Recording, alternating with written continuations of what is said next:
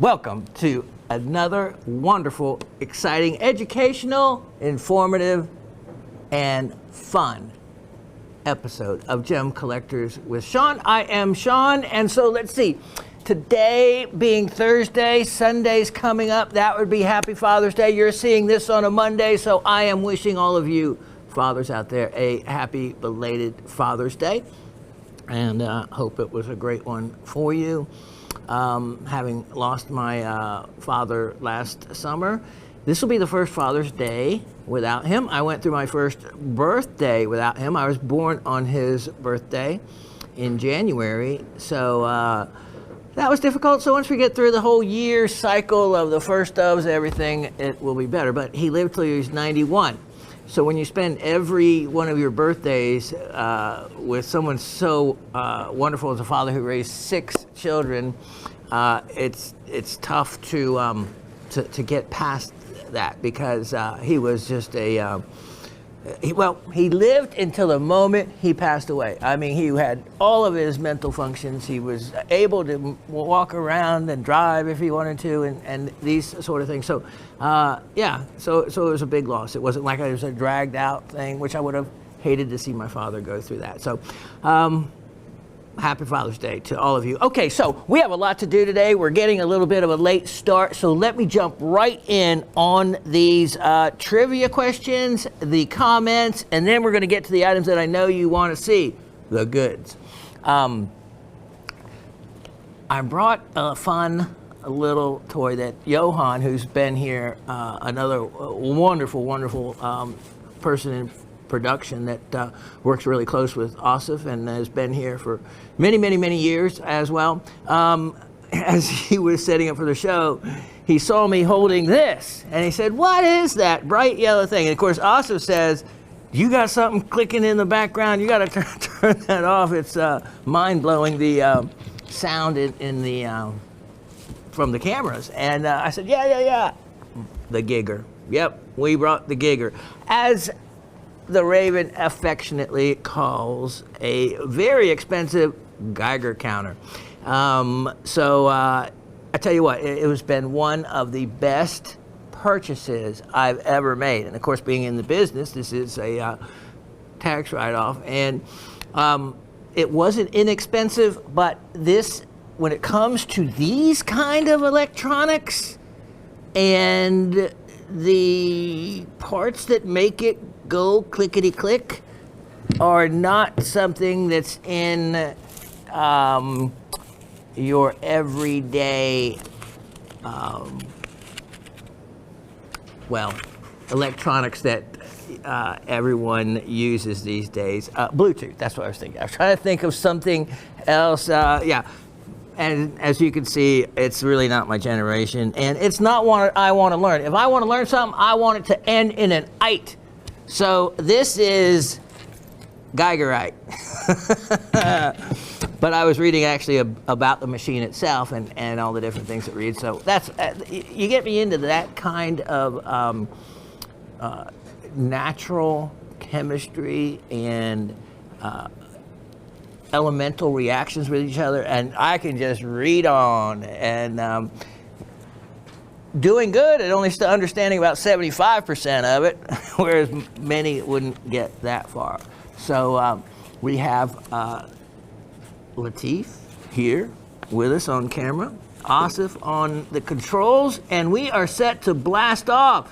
This week, Brother Dave, he took his birthday off. So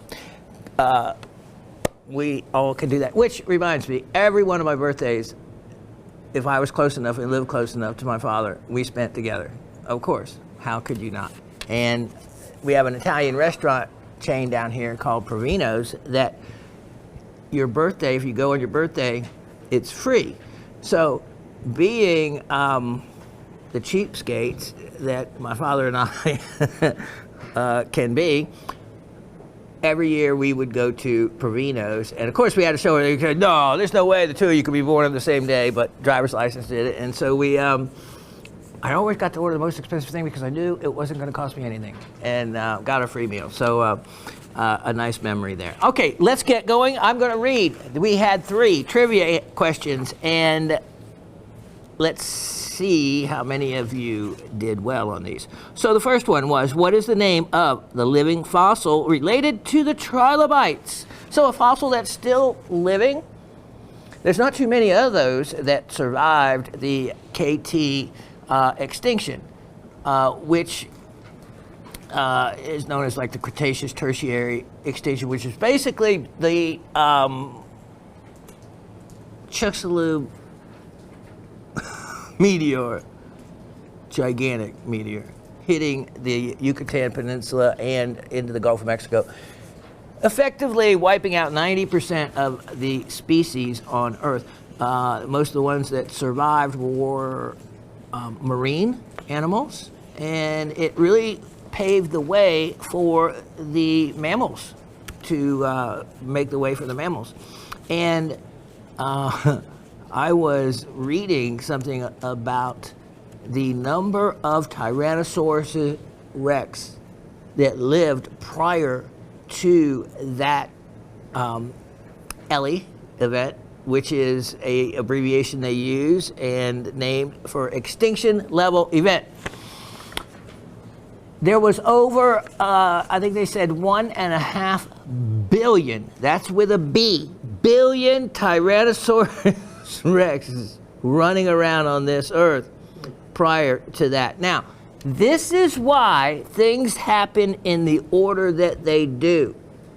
We were not supposed to live at the same time as the dinosaurs. All you have to do is watch my favorite series of movies, of course. All beginning with Amber, of course. Jurassic Park. Shouldn't even have to be said. And there is a lot of truth to that. And one of the best lines, life will find a way. That is very true. And that also, some things were not meant to live at the same time with other things. Mostly dinosaurs and man. So, the answer to that question is, of course, we still have alligators around. They are prehistoric. They found the coelacanth, that fish that was supposed to be extinct. And, of course, we wonder if there's a giant megalodon wandering the ocean somewhere, huh? Not likely. But there are still quite a few living fossils or their relatives. So the answer to that one is the horseshoe crab. The horseshoe crab. Oh my, you know, growing up in the Gulf, horseshoe crabs, we would love to play with them as kids, and can't eat them. So they, when you flip them over, are the most unusual things. But I tell you what, you don't see it back there. It may still be for sale. But I have others of the split plates, and I tell you what, you know, you just put a longer tail on those things and they look just like a horseshoe crab. So that was the answer to that. The second question was, name a doubly refractive gem discussed in the show. Well, we focused on peridot, and that is one that has a high birefringence. In other words, a big difference in the refractive index from the lowest number that a gem will read, and as you turn it around on the refractometer to the highest number, that is the birefringence, the difference between the high and the low number. When it is enough, you can actually see the back facets split and double.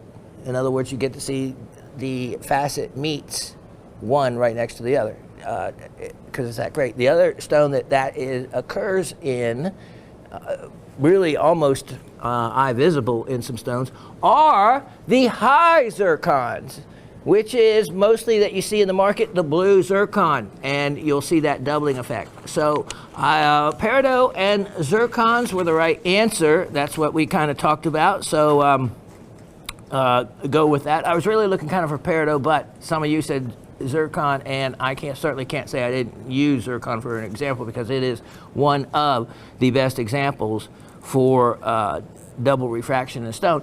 Also, I saw someone say calcite, and that would be true, except let's see, we talked about a gem. So refracted gem. Remember, those words are important. Calcite, since you can't wear it as a piece of jewelry, that's not considered a gem, but it's certainly considered a collector's stone. For I know people that facet calcites. Hardest of 3. So then the question number 3 was, name 3 properties that a low zircon has that's lower than a high zircon. So we talk about low and high zircon, and what you need to come away with mostly is being able to determine the difference so that you can properly identify them. If you come across a green zircon and it doesn't have double refraction, it has colors very similar to a lot of tourmalines. The reason being, green zircon is formed in nature when it is close to a radioactive source. And radiation to a zircon makes it metamict.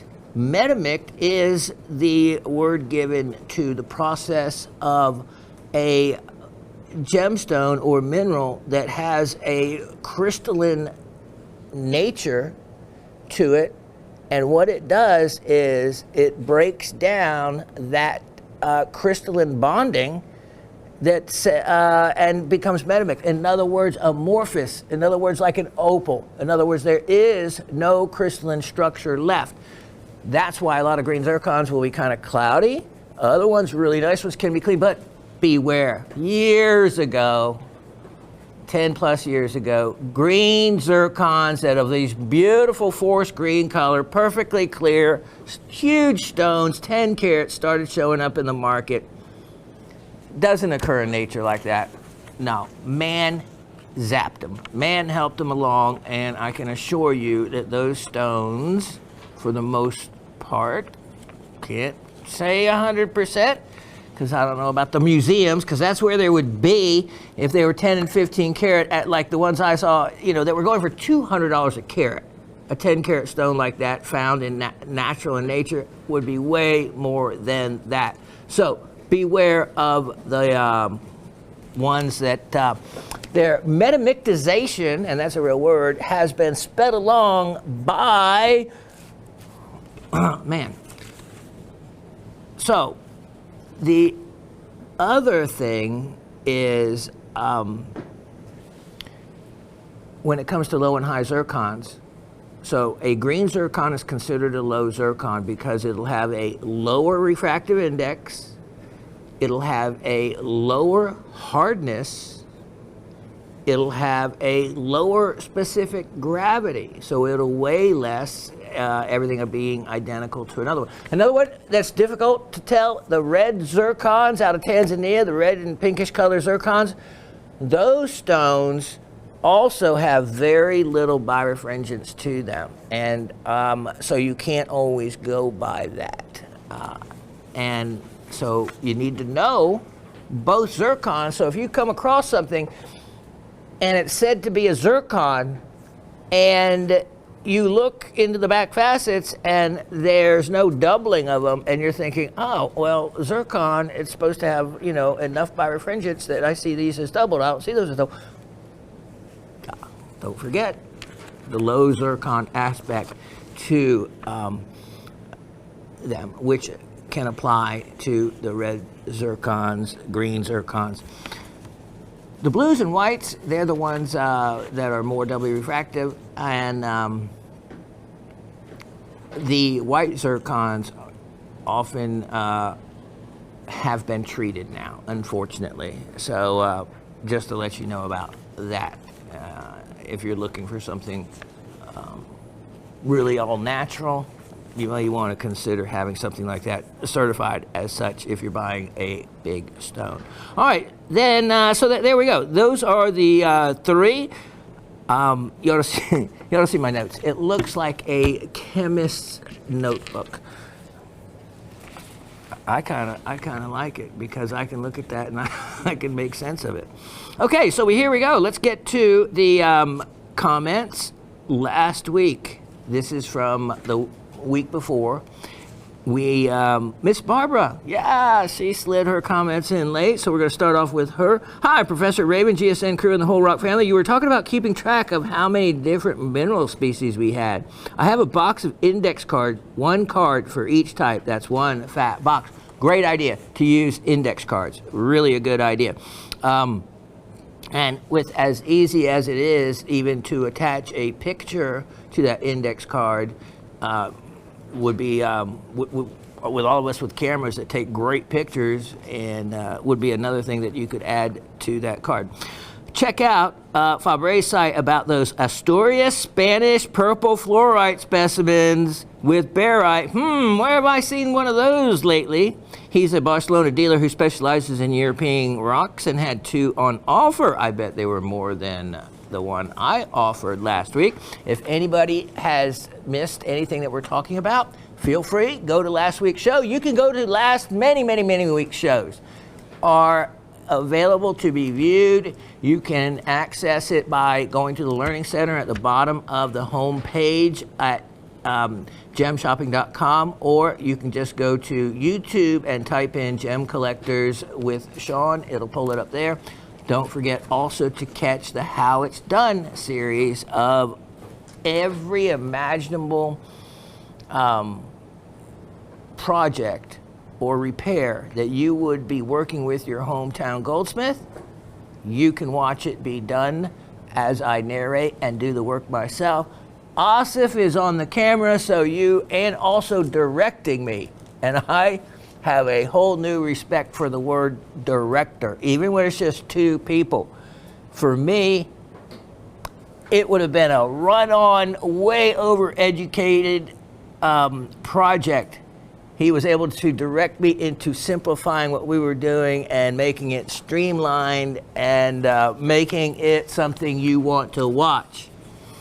I know, because I get caught up watching my own shows. So keep those in mind to check those out if you need a additional dose of Shawn. So that purple fluorite I had was amazing, and that is what. So anyway, let me go on. As to the trivia, especially here we go. His descriptions confirmed the rarity of purple at the Moscona mine, known for usually being yellow. And if you remember last week, I thought about making that a trivia question, because that fluorite specimen I offered, which these specimens, when I got them, they were very well labeled. Many of them, if you noticed, had actual catalog identification lettering and number on little tiny pieces of tape on the back, as they should be done. But many of those still fall off over time. But when I bought that collection, I wanted information, and the information was there. And that is one of the reasons why I got that collection, because it actually broke down whether it was from Villabona, Moscona, the area is Asturias. I wanted as much information as possible, and that collection had that. And that's why I was able to say it with confirmation as to where that particular specimen came from. And of course, Miss Barbara, who would make a great assistant professor or teacher's assistant to me, certainly found and confirmed exactly what I had said, that the purple specimens coming from that particular mine are rare. Most of them are yellow. And in that specimen, remember, turn it over, they had a big yellow area to it, so that purple was quite rare. As to the trivia, especially on diamonds, the remainder of the original crystal, usually on the girdle, is called a natural. Pakistani peridot sometimes has the inclusion of Ludwigite. Our air quality has a major challenge these last few days. Output from Canadian wildfires got caught up in a classic Omega block weather system. An Omega block system, it's easy. You know what? How an Omega U shaped, the Greek letter, for those of you who went to fraternities. And it is that pattern that can block certain weather systems into following the same track over and over. Output from Canadian wildfires got caught up in the classic Omega Block weather system, which funneled incredible levels of smoke into the canyons of New York City. We had an eerie yellow twilight at mid-afternoon today that smelled like the output of an incinerator, 3 times more pollution than New Delhi. Oh, that's a lot. Everything outdoors got canceled, even Major League Baseball games. Those leftover KN95 COVID masks are a must if you go outside. Hoping this clears by the weekend. Be well. Oh, Miss Barbara from Brooklyn. Yeah, it clears just in time for another one to come. I saw they show it. We actually got that smoke down here. We had a bad air quality alert for like 3 days, and but they're covering the news down here well on that. I saw the picture of New York City turn orange. I mean, it was really spooky, like Mars kind of orangish red. So, yeah, do be careful. Those of you, especially that have had any lung issues, which if you've had COVID, you've had lung issues. Mr. Harry says, sent me a picture. So Mr. Harry sent me a picture. He said, "Hey, Shawn, I am stumped. I found this in a man-made drainage ditch. So who knows where this material really came from? So far, I am sure there's quartz and feldspar, but the orangish colored mineral is what I am stumped on, and it's not magnetic." Okay, so I know all about that rock. You sent a good picture. I wish I could take pictures of it and show everybody, but I'm waiting on a new printer to come, actually, for one thing, and but another, it would just soak up so much ink. Oh, by the way, do you know I could get the printer that came with ink for as much as, it was about $10, $15 difference, as buying just the ink to replace for my old printer, which has some other issues, but that's just where in the last 5 or 6 years, so you don't get something like that fixed anymore in America. No, you throw it away. You don't get a TV fixed. You don't see TV repair shops like when I was growing up. When our TV needed a tube, you hauled the thing down there. Took through, you didn't carry the thing, which is a sad thing. But that's kind of sad that we just toss our electronics out. But So the whole thing about taking pictures, I think, is they get you on the ink. That's where they make the money. The ink is... Anyway, so the picture he had was a classic, when you have feldspar quartz, and if you noticed in the picture, so everybody else imagine in your head, there were little black specks. Okay, often in black specks like that, when it's more of a granitic pegmatite type of situation, that's going to be biotite mica most likely, or a hornblende. So those are all very typical of a pegmatite. I didn't see any mica unless it's the biotite, which is a mica. Then you have a full-blown pegmatite, which then allows, because you have those 3 minerals, feldspar, quartz, and a mica, it allows the availability of so many other gems to be found in that material if you have those 3 base minerals. Now, we call that down here crush and run. And there's quarries all around. I mean, real quarries. And we have one right off the street we live on. We have both of our vehicles with cracked windshields. She got her Jeep, it was when we moved out to that house, within 2 months of living there. Down the road is a Vulcan quarry, and where they really supply a lot of the crush and run. I would still like to know someone there and get in on the quarry, because any quarry is going to have voids where crystals have formed. They just blast and they crush the stuff up, and you never get to see beyond that. And then, I really would like to get in. But anyway, so it's for gravel. And remember, you're in the South here, and even though they have really caught up and have paved a lot of great gravel roads, The house I lived in 2 homes ago, I lived on still a gravel road. My lake house was off of a gravel road. And every time they would lay down new crush and run, I would be out there looking in that gravel, because all it was going to the quarry, blasting that rock out and crushing it up. And they're able to do it so where all the rock are roughly the same size. Remember I told you that's where I found some of that stunning peach moonstone? There was only one batch. It's not like every run had it.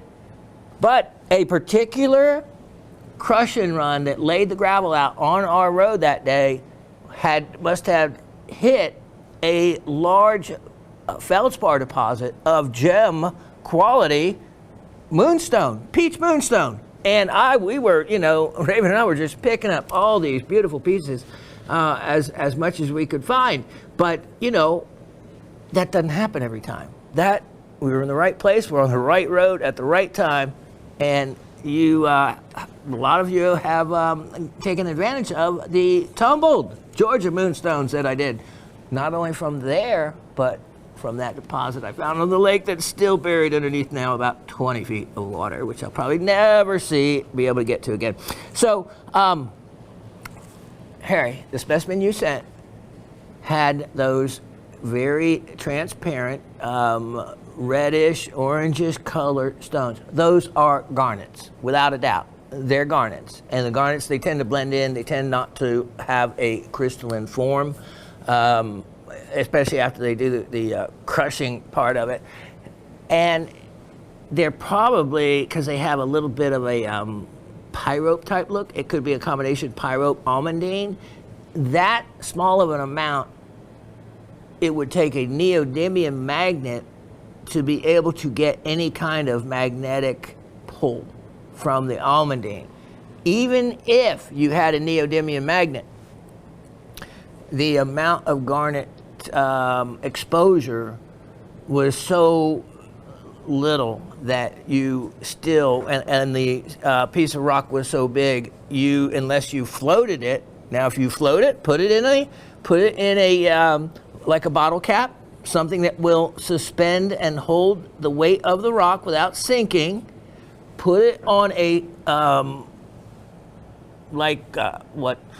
tray, a glass cooking dish, right? Put water in it, let the water go still. You float the rock on the cap, let everything go calm, bring your magnet in, and if you can pull it around like a little choo-choo boat going through the water, then you have a magnetic pull and an iron concentration from the almandine. Try that, and then that will confirm that there is almandine garnet present. When you get down to that low of a concentration of iron in a particular thing. And it'll be fun. You'll know right away, then you'll realize how much more accurate that is for determining low concentrations of iron, because there's no resistance. If I put it on a piece of wood, if I put it on a piece of metal, there's resistance there. But when you float it on water, there is no resistance. And so it can really measure small magnetic iron concentrations. So that's what I think it is. Classic pegmatite. Miss Gabby says, "Good day, everyone. The show hasn't dropped yet, but wanted to go ahead and send a note. Thank you so much for my trivia gifts. I didn't mean to win twice so close together, LOL, but the universe had other plans, and that's what's magical and special about this show. Sometimes people do win close together.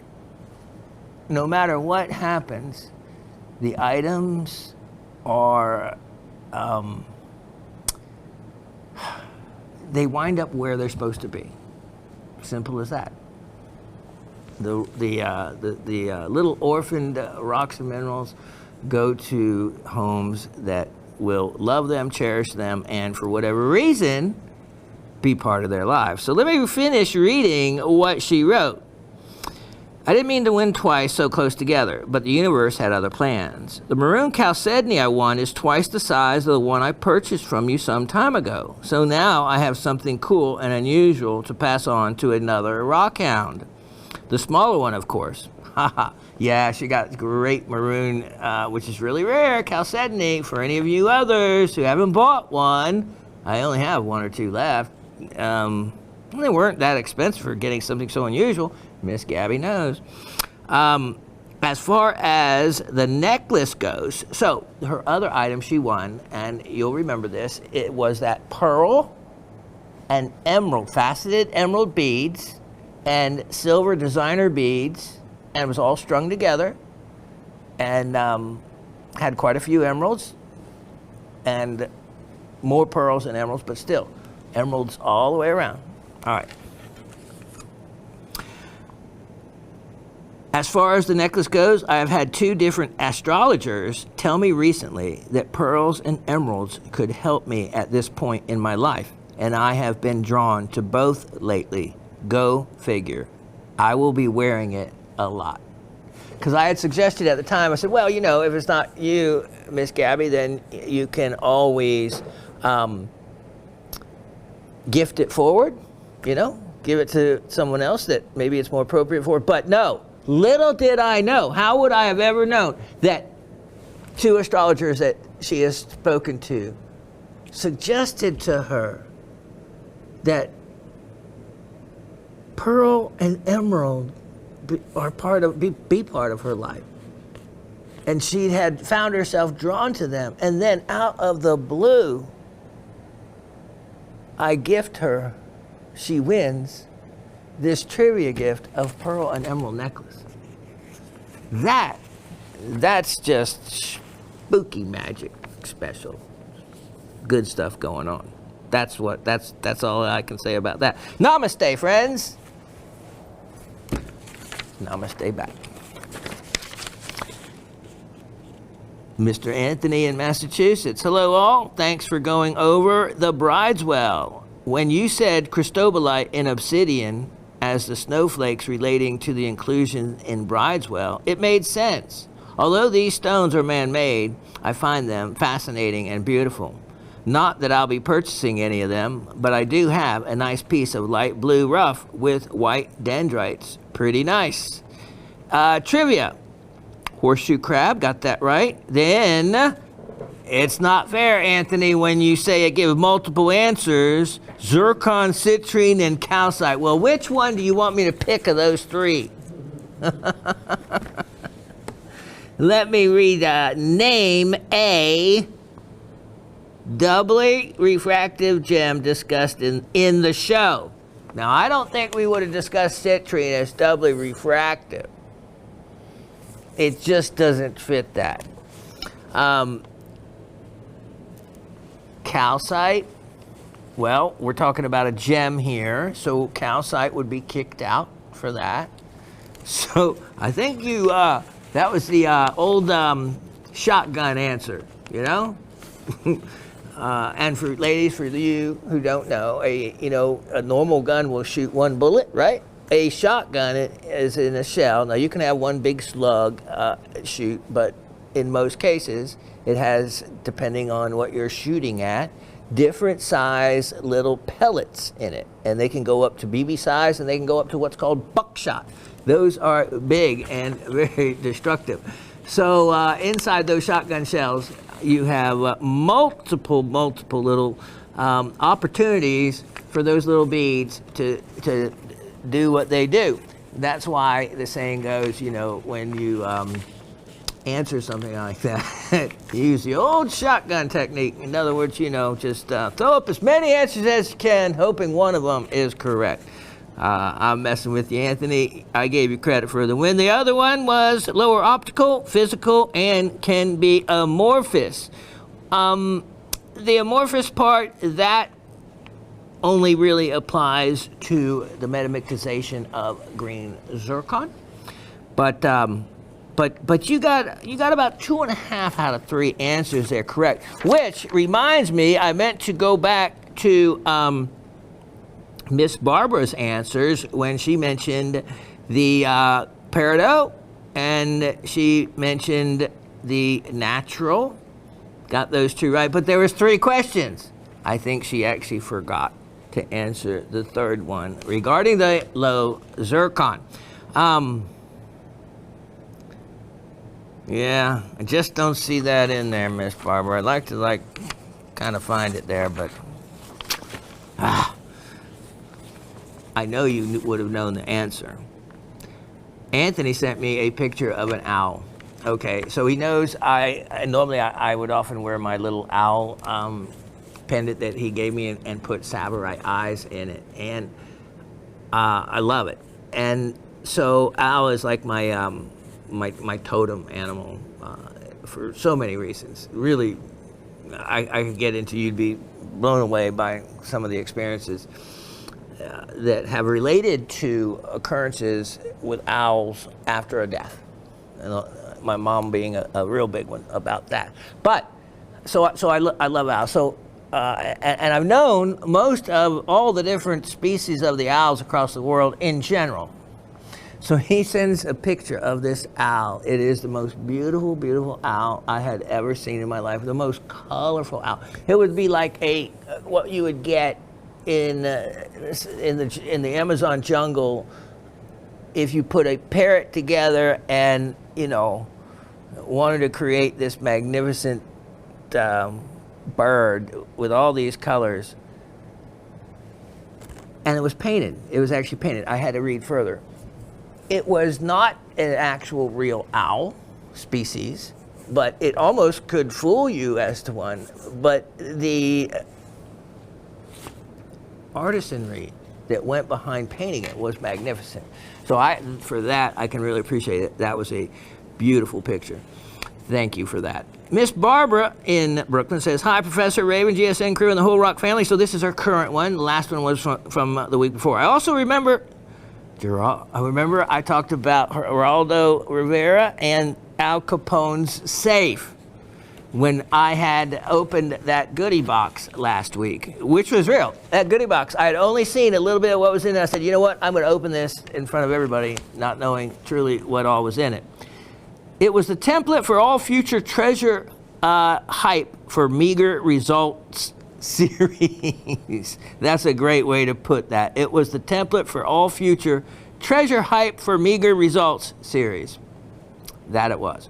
We must love them since Curse of Oak Island will be going into its 11th season in 2024 and not a doubloon in sight. If you have ever followed that show. Now remember, I did an episode for the Travel Channel of best places to find cash and treasures. That series ran for 3 years, and I've been promising you to get you a link to it, and I will, because you get to see me take Jackson Crossroads Amethyst here, and of course the production company looking for the greatest cutter in the state of Georgia, who at least for Georgia stones, I don't know, or more. I got to be the gem cutter to cut the stones from the rough that they actually mined into a finished gem. So that was quite an exciting whole experience. So through that and through other contacts, including I had bought gold nuggets. Those of you who had bought gold nuggets from me in the past many years, I would get them from the show, the Bering Sea, the gold show that was filmed out of Nome, Alaska, and in winter and summer. And I wondered how these people could exist year after year with as little amount of gold as they found. Now, some places found a lot of gold, but when you're running one of those tractors or one of those things are so expensive, it takes a fortune to make a fortune. So when Parker, he was the youngest one of the gold crew, he sets off, goes around the world looking for this, and the film crew follows him. There was over 100 cameramen that filmed the gold rush series alone. 100 cameramen up there in Alaska at any given time. And it was such a big production, and it's still Friday night primetime show. They pay those main characters, like Tony, especially the more colorful ones, or the female in the Bering Sea Gold one. And they pay them well. And I'm talking about 6 to 7 figures to do that show. So they're basically paid actors. And yes, they do gold mine and whatnot, but they're not worried about losing money because it's really covered by the show. Because if they don't have them mining, they don't have a show. And the show makes them a lot of money. Discovery Channel, I think it is. So there's a lot more to it, but I don't have time to go into it all. But just keep that in mind, that if you feel really jealous, they're not making a living off of mining the gold. They're making a living from what they're getting paid by the studios. Yeah, that's why they can divide the gold up evenly amongst the miners, because their part they're getting paid is much greater than their share that they would be getting. So I learned a lot exactly of how what makes those tick. So think about this. If you watch the Oak Island one, it's a perfect one. How can you spend the money that they have spent for 11 years putting out that kind of money without finding a single thing of value more than a little piece of artifact, without some kind of subsidy, without somebody paying the power bill, and it's being paid by the production companies? 11 seasons, and they haven't found, as Miss Barbara says, not even a doubloon. And, the island is a little bitty tiny thing. Come on, 11 years on the island? I think it's time to give it up, folks. But not when it is drawing in the number of people that are watching it. It's not, they're never going to find anything. It's not there. But that's not what it's about. It's about rainbow chasing. And every one of us, including myself, wants to chase that rainbow. That's why I had to get the tractor. I had to dig the creek back there. It was calling me. And I was right. Now, is there enough gold to pay for the tractor? I could probably say pretty most definitely not. No. Is the thought of there being enough gold there to pay for the tractor? Oh yeah. No, I think positively. I think, I'm gonna hit the big one. It's gonna lead to something. You gotta have that. In the end, I always just call it rainbow chasing, because you're chasing that pot of gold at the end of the rainbow, and no one has ever found it yet. Okay, so great comment there, Miss Barbara. At least your mystery box contained more than a paper clip. You're right about that. But you'd best figure out why the stones were stowed in there before you start inventorying and selling them off. Who had the nice handwriting on each bag? Were these jobs you never got to? Boy, that'd be terrible. Do they belong to customers? That'd be even worse. Just saying. By the way, was it just me, or was there something odd about that black opal? Looked a bit greasy. Reminded me of Honduran opal that came out about 8 years ago and was a heavily impregnated product. Okay, let's answer some of those questions. Let's see, where do we start? The nice handwriting on the bag. Okay, I have told, in this case, Lady Raven, that except for my mother, she has the nicest handwriting I have ever seen. Her cursive, which isn't even taught in schools anymore, is perfect, beautiful, absolute, is stunning. And for this left-handed person to try to forge her name, impossibility. Not going to happen. Because it's the sloppy handwriting that's the easiest, doctor handwriting is the easiest to forge. It's that beautiful, swirly handwriting that it's impossible. My mom's handwriting was, she could write on a straight line without there being a line on the page, and write straight across like she was writing on top of a ruler. Her cursive was immaculate. Of course. Let's see, 12 plus 16 years of Catholic schooling. Yeah, she went to college, Catholic college, girls' college. And of course, you know, was taught absolutely beautiful penmanship. She could also do calligraphy, and she could write cursive backwards. We used to love it. We called it mirror writing. And she would do it, you know, and she'd leave it in the steam on the mirror when we were little kids. So we'd get out of the shower and we could see, you know, I love you or whatever. But anything would be written in reverse. And things she would write notes like on a birthday card. We would have to run to the bathroom to look at the mirror to see what it said on our card. And she could literally, mentally, be able to write in cursive in reverse. I don't know, blows my mind. So, the only person that, like I said, that wrote better, that's where that handwriting came from. But she's been around for what, 12, 13 years, and not everything in there was connected to that handwriting. So that was question number one. Of course, they were never jobs that I didn't get to. Wouldn't that be awful? Nor were they people's work that I didn't get to. You know, I'm not exactly like Pirate Pete. You know what? We did, when I was doing the live shows, the overnights, the A show, 3 a.m. to 9, and when I first started here, me and my other host partner I was with, we would dress up for Halloween. And my nickname, we dressed as pirates. My nickname was Gemstone Jim. And so, you know, works for me. And that's how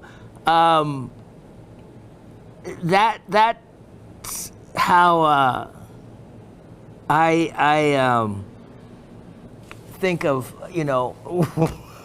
So no, I didn't pirate away the gemstones to find it, you know, to put in my big treasure chest I have at home. All that treasure chest now has gone back to all of you.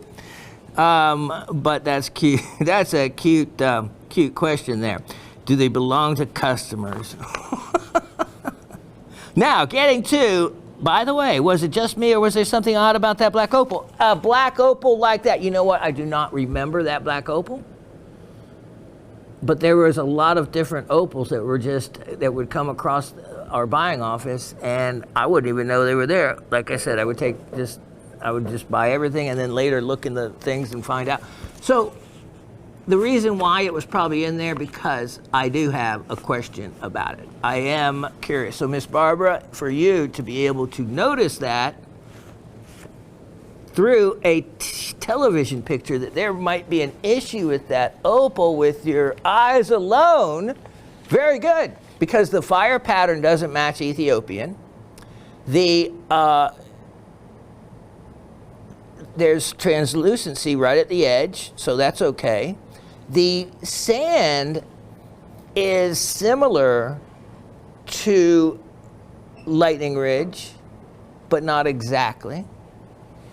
So for me, and there's also a little bit of a light feel to it, which I always felt in the Ethiopian goods. So the way for me best to tell, put it on the diamond lap. As soon as I hit that stone goes to the lap, after 51 years of cutting, I know how that opal is supposed to feel against a lap, and that'll be all it will take, is doing that. And I'll also find out, you know, the kind of crazing, no matter what.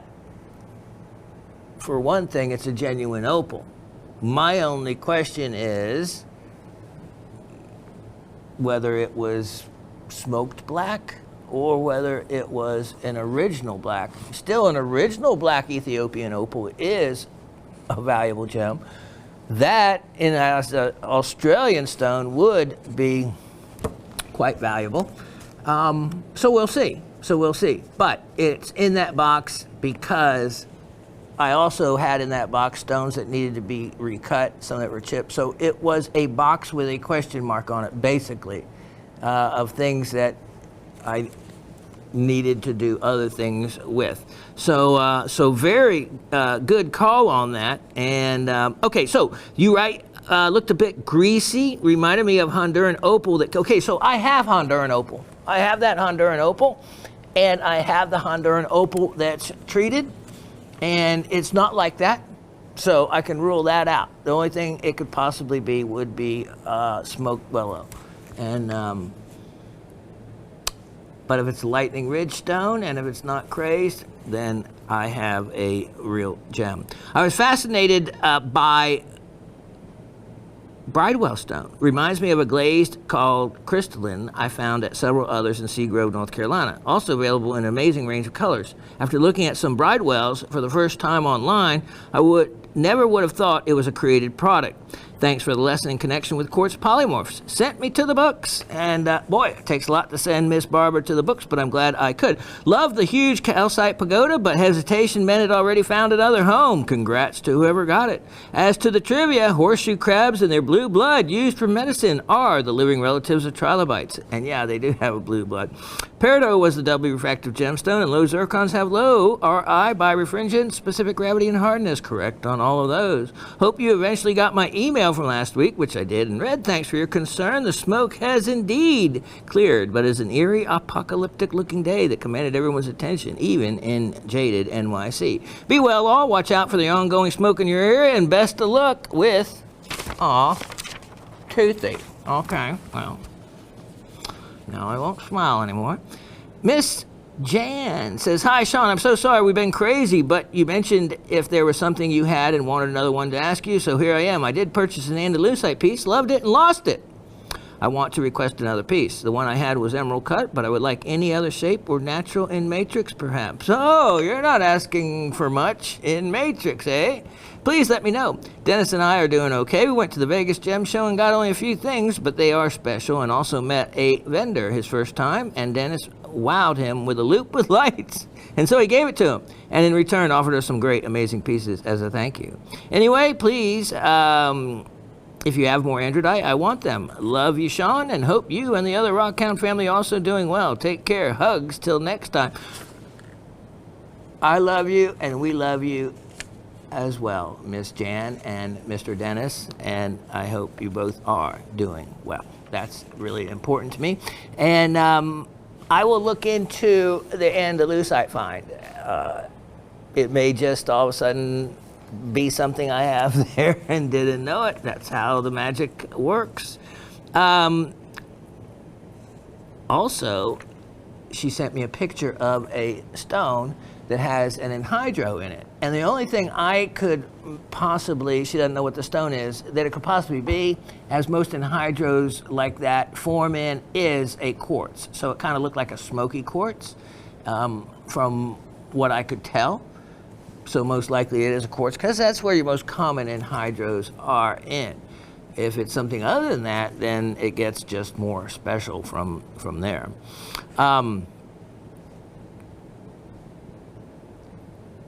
Miss Cindy in Pennsylvania sent me a picture of you. You're just, and Lady Raven said, oh, she's adorable when she saw your picture. So thank you. Now I love being able to put pictures of people with your names. You get to see me. You get to see me and my antics and my, truthlessness and all the other parts of, or lack thereof, me. So it's only fair, right? So thank you. I really appreciate that. Cindy says, hello, Rec family. Coming to you with a new PC. Power failure. Fried mine on Saturday, even with a surge protector. That's a bummer. Wow, wow, wow. That black Australian opal. Wow. I say the same thing. Wow, oh, wow, oh, wow. If it's the real deal. Or even if it's not the real deal, but close to the real deal, it's still a wow stone. The Colombian children were found after 40 days. And yes, they were. I want to mention that to everyone since we talked about it. Is that not amazing? How, for 40 days, did those 4 children, 13 to age of, that child turned 1 year old in the jungle for 40 days. You know, these kids, sitting playing TV, watching Nintendo, couldn't last 4 hours in the jungle, 40 days, with the oldest one being 13. I mean, that just goes to show you so many things. It teaches so many things that we do not need any of everything we have around us, that these children survived on their own. About 3 miles away, they said, from the plane crash that their mother died in, and she told them to go on. They had some cassava flour, which I've had. Now, I was telling the Raven, when I lived in Ecuador, we had electricity every evening for an hour, and that was about it. It was a biological research station, and we bathed in the river that was down a steep mountainside, and by the time you sweated getting back up, you needed another bath. But we worked with some very famous doctors and botanists and biologists, and I'm even in, when you research the internet, you can actually see, they actually have me listed on an expedition when I was 17 years old, so that would have been 1978 or so. Listed as a member of the expedition, and Dr. Iltis was going into the jungle. He was always looking for new species. He was a new species fanatic because he wanted to name them after himself. You know, these people have egos that are so huge. But when we were out in the Ecuadorian jungle, a rainstorm came up, which it comes up every day, no big deal. But we were caught in one, and that's what I was telling Raven, because they said that sometimes the children were anywhere from 70 to 170 feet away from the searchers on 2 occasions. I was telling, people think of the jungle, sometimes you think, oh, I'm just back to nature, I'm going to just listen to, no. The jungle is not a quiet place. There's moisture everywhere, which means frogs. The sound of the frogs alone, the cacophony of the noise of the jungle, is an elevated noise where you're not going to hear children talking or whispering even that far away. The rain, when it came down, they have these leaves that are like elephant ears, if you know what those are, but they're not of that family, it's different. But they were big, big leaves, and they were leaves that the indigenous people would use to get underneath when the rain did come down like that. So the doctor, and we had another friend of mine who was associated with the university. We were literally just sitting right elbow to elbow with underneath these leaves, and it was pouring in the jungle. The canopy is, you're talking about 100, 150 feet above us. At every different level, there's different levels of trees as the sunlight is filtered out and through down to the first floor. So as I was telling Raven, if a drop of rain hits and makes noise on a leaf up here, as it rolls off that leaf and comes down on another leaf, it makes another noise and another leaf. By the time it gets to the first floor, that one drop will have made contact with many, many other leaves. You add all that sound together, and we literally could not hear each other when we're elbow to elbow trying to yell at each other like you're at a rock concert. It is that loud. It is deafening. But it was an amazing experience to go through that, to have that kind of rain like that and not be able to hear someone right next to you. I'll never forget that. And we were so wet. The leaf didn't do much, and I can see just trench foot and everything you could get if you did this or on a daily basis. I have no idea how those children survive, but it'll be neat to follow them, because that's a movie in the making, that's a book in the making. That 13-year-old will not have to worry about anything. Hopefully he's well taken care of and not just used for the rights to that story, because that is a true survivor's story, and how it just goes to show you how indigenous people can live off the jungle when left to their own devices. They don't need everything else that we have. They just don't. So it was a great ending to a story that I never would have thought that all 4 would have survived. I have no idea how those children kept an 11-month-old alive. What do you feed them? What do you give them to drink? Crazy, crazy. So great ending there, indeed.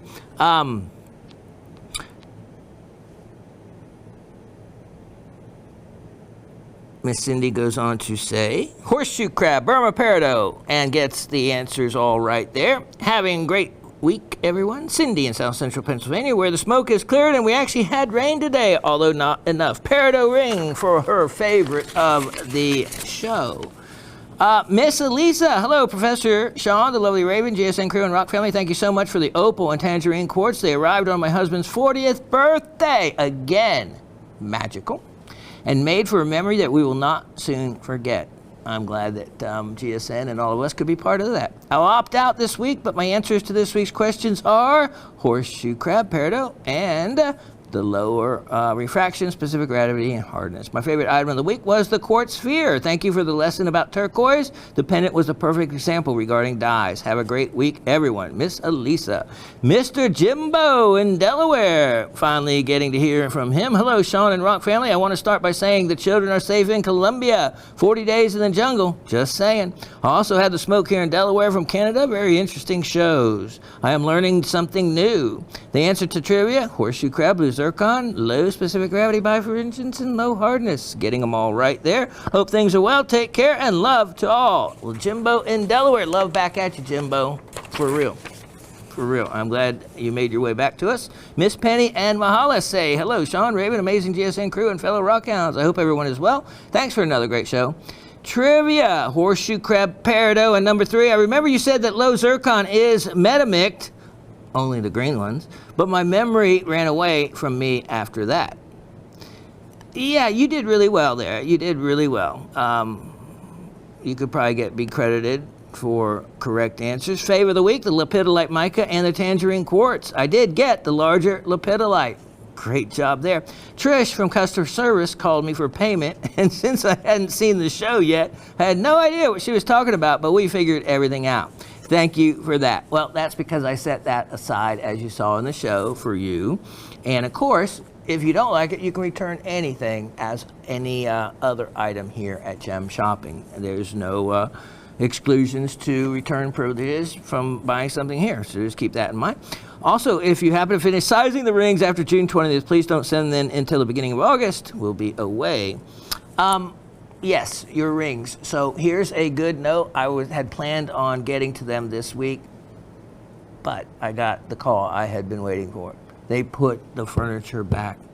The house is back in order, except we have to unpack all the boxes. They don't do that part, but it's back. Our house is back together. And that is a great leap, but it took both of us staying home this past Monday, the day I had planned on doing your pieces. So if it looks like, if you don't mind, I will wait and I will get those to you after you get back. I hope you have a great time. You need to tell us where you're going. How fun is that? All our wishes for a happy Father's Day to all the dads and grandpas. Have a wonderful week and hope to see you next week. Penny and Mahalis. P.S. I got the other flat of epidote that you offered, so you're the one. I couldn't remember. I've given a couple away to my son's friends without looking at them. Now that you said they might have zircons, I'll examine them more carefully. I also got that flat of Tampa Bay agatized coral you had offered. I'll buy them both back from you, Miss Penny. I'll let you make some money even off me. The Tampa Bay corals, oh my, good job on you. And I know that it was Mr. Anthony that got the other epidote flat. And the epidotes have a lot, I'm just gonna, so since you guys got those, look at them closer. There's also another crystal I found in them that's clear. Not sure what it is, but there is other goodies to be found on those epidotes. So yeah. Take a look at them before you give them away under magnification for certain. Miss Penny also went on to say, thank you for the lepidolite. And that was the one that she had gotten and wanted. Also, she mentioned the rings. So I have made a note and we'll follow up. Okay, I want to get to all these items we have to show. We had a lot of comments to get through, so I did. The winner is this week, you would not believe it, Mr. Jimbo in Delaware, congratulations. Jimbo, let's see what you won. This was something different. And look at this. Okay, fluorescent marble. This is an incredible marble. It is beautifully fluorescent and a carved duck. Okay, it had some glue on the feet. You can take it off if you want. There is some chrysocolla here, actually. The bill and the head are some things I'll leave you to figure out. Test the hardness. That could be a calcite, and that could be a jasper type thing. So this actually fluoresces really neat. But look at this. This is a really nice, look at that, cutting quality. I didn't polish it, but it can easily be polished. Wonderful lapis, and this is fluorescent as well. This is all fluorescent. You have pyrite here, and that duck will happily sit on this piece either way you want. It's got a nice angle to it, so you can turn it around. It looks like water. Got that? See the lapis? It looks like the duck is having a great time in the water. So, congratulations to you, and I'll put that away and we'll start the show in just a moment. Be right back. Wow, look at this. Okay, we almost have to raise the curtain behind it to be able to see what's in front of it. Look at that. And we're going to keep stripping away the black so you can get down to, look at that, botryoidal goethite. That's the real deal. This is when goethite looks at some of its best. This sits up on a natural base really nicely. And let me turn this around. It's kind of difficult to see in some ways because it is all those wonderful, basically botryoidal crystalline formations of an iron oxide. There's the back of it even. How neat is that? How neat is that? That is a specimen that not many people have, but you should, because it is priced to sell. You know what that price to sell price is? That is going to be $28. $28, and that is something really, really cool. Take advantage of it. Now, let me show you. Someone had bought this from amongst our group, and I apologize because the item number was wrong for what you were wanting. 107-9122. This is the correct item to it, I hope. And take a look. Take a look at this. Wow, that is terminated quartz. That is terminated quartz on a level a little bigger tourmaline than what we normally see. Let me put that goethite up so I don't get any of that wonderful iron oxide around on me. Okay, let me get rid of that. Look at this. Look at this. Now, Latif is going to work some magic on this in a moment, because I want him to, well, not necessarily him, might have a little to do with me. I am going to show you a couple of things on this specimen that you will not see on any other, and that is because when you're trying to find micro needles of clear beryl, clear tourmaline, which is acrolite. We're going to look for that in a moment. Now, this, we may have to do a little background lighting from behind it to be able to see it as we need to. Great. And I'm going to show you all the goodies.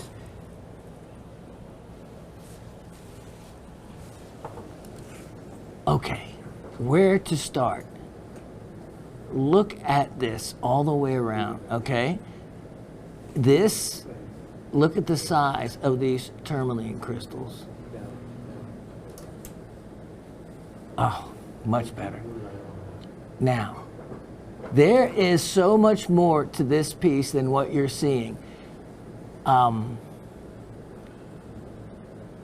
I hope I can show you everything. So we'll go in as Latif reads my mind and see if I can show you everything that I was... Okay, for one thing, let me get my pointer out.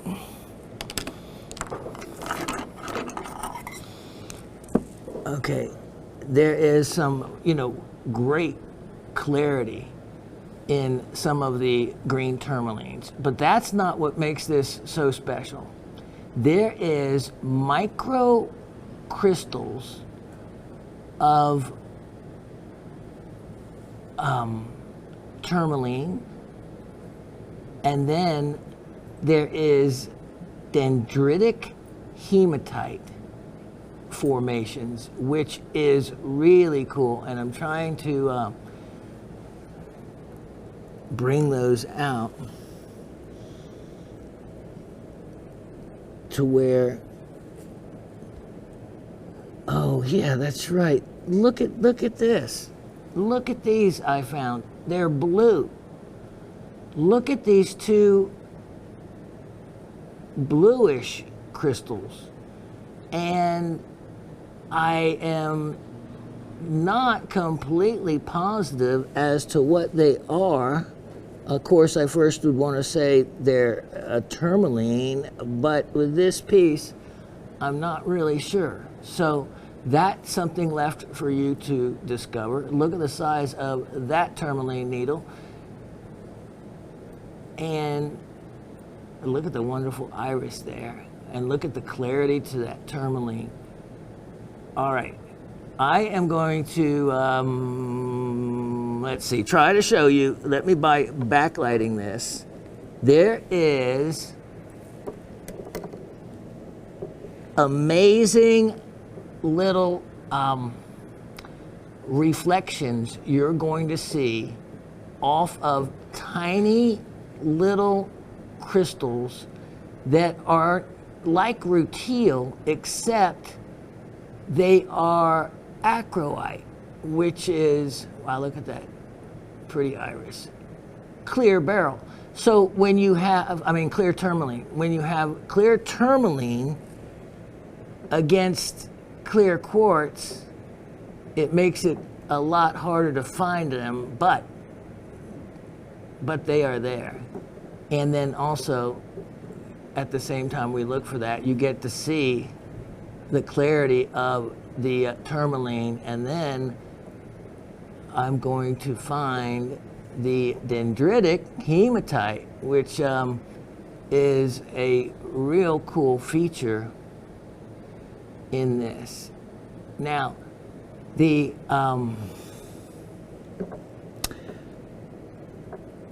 let me show you. I find it with my regular eye first, and then I'll be able to better spot this, because this has a whole area of microcrystals that is like nothing. Okay, here we go. So for one thing, let's look at this little area right here. Look at, there we go. Great work there, Latif. Look at these dendritic hematites. Look at these. This is something you normally don't see.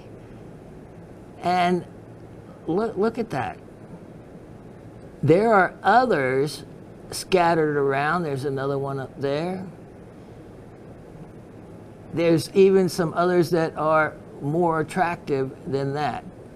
Now, as I look at this with my regular eye, I want to, oh, here, let's see. Let's look into this little pocket right here. Oops, sorry about that. Right down in here. And if I can catch the light on them, it's like see all those little crystals right there? Look at them. You can, as the light shimmers off of them, you can see them glimmer. If you cleaned this with a toothbrush, you would destroy them. And that's why I recommend that all your specimens, before you just haphazardly go and start brushing them with a anything, look close in for the little micro crystals that you could be completely wiping out by doing so. And there's a batch of them right there. And then as we come around on this side, a lot of these larger tourmalines are actually have a bicolor nature to them. And I am looking for some of the easy to find reflected crystals of, let's see if this one will show. Let's see. There we go. There we go. There's one there. Let me get the light, turn this right. There is a whole smattering of little tiny acrolite crystals, which is something I have never seen. You see the big tourmalines, but you often don't see just clear crystals going through this piece. Look at how well those dendrites show up. And then just to make sure there that you, when you get this at home, that you look to find everything that's in there. We may not be able to bring it all to you, but you have to look at and for a whole bunch of little needles of those crystals. If they were darker rutile, it would be easy to see. Then externally, one more place. Let me show you right here. Right in here. They're down there. Let's see if we can get an angle that really shows them off well. There is several areas that will have these pockets of crystals. There we go. You can kind of see them better at this angle. Look at that. You can see not only green ones, but micro size that, again, if you were to brush it with a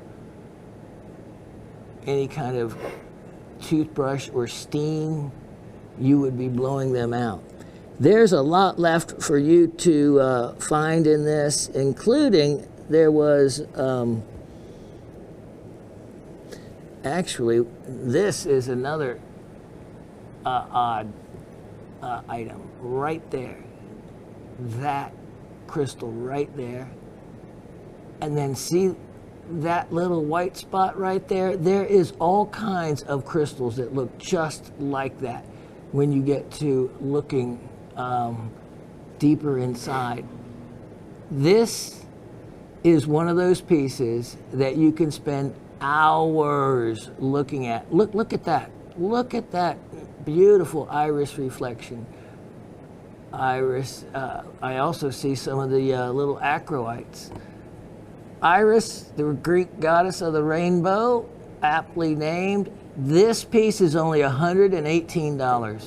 $118, and has every thing from being able to be used as a paperweight, as a small cabinet quality specimen with the dendrites it offers, the internal crystals it offers, and so much more when you have this in your hand.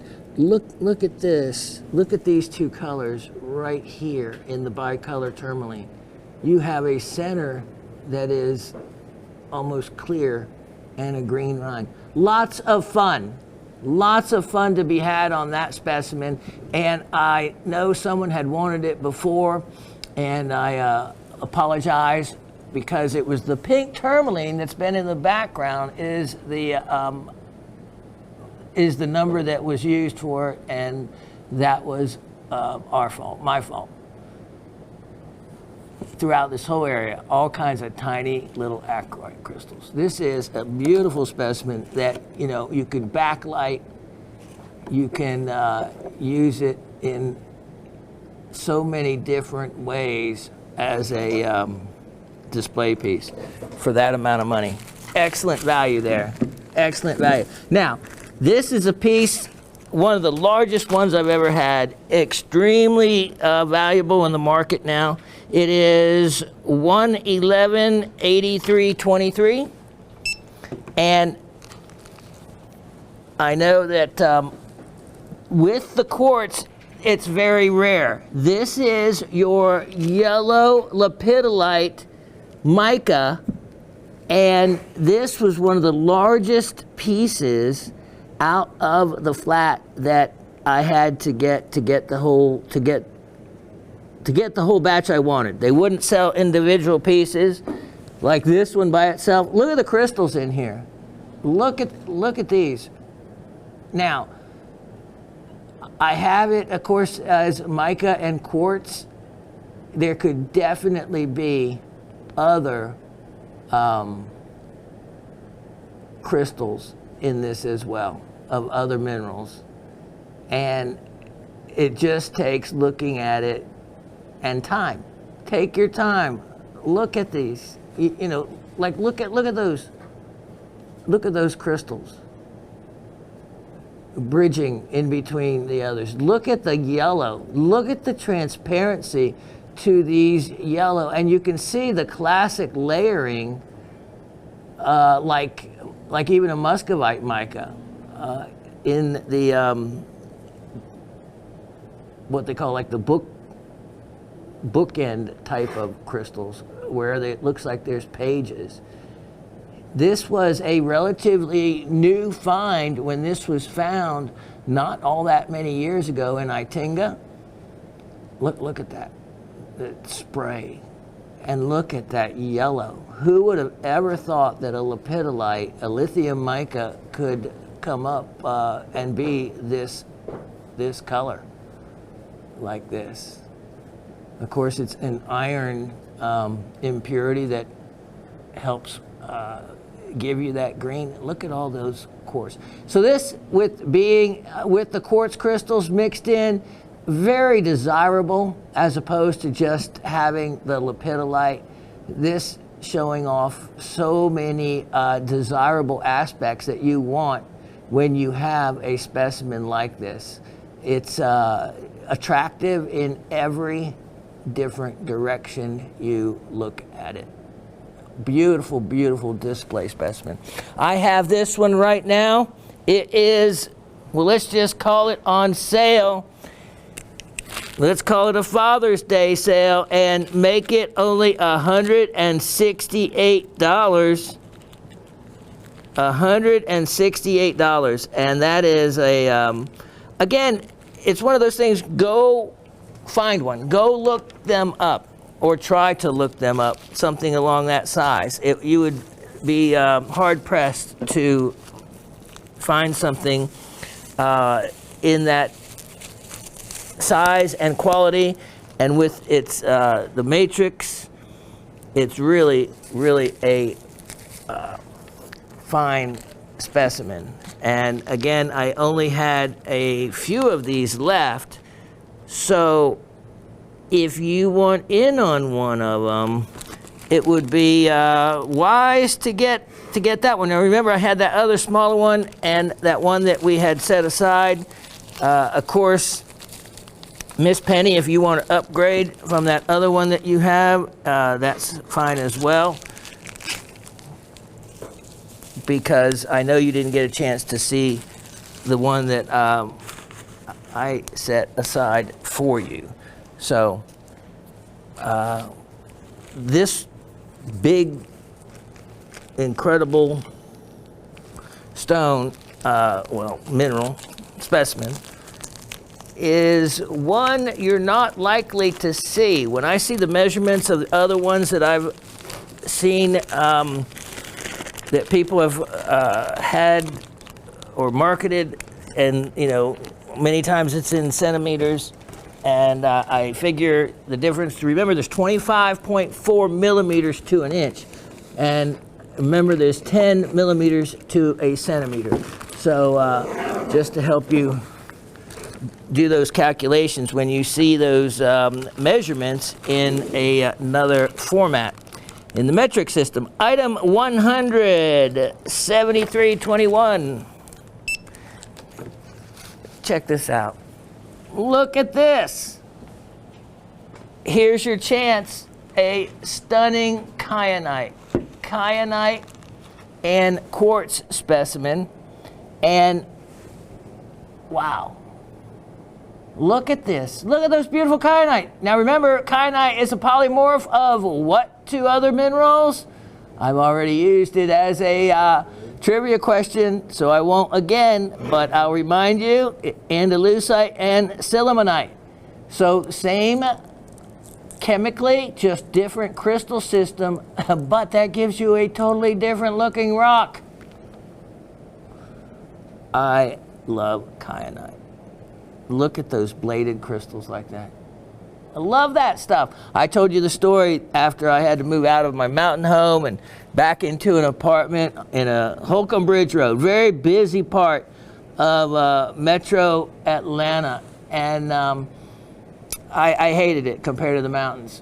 And so one day, my son was only 4 years old. He wanted to do something, and all there was a hillside back behind the apartment building to a little tiny creek. And I said, okay, let's walk down there. I was kind of bummed that day and depressed, and coming from where I'd come from back to an apartment wasn't was difficult to do. And I think the universe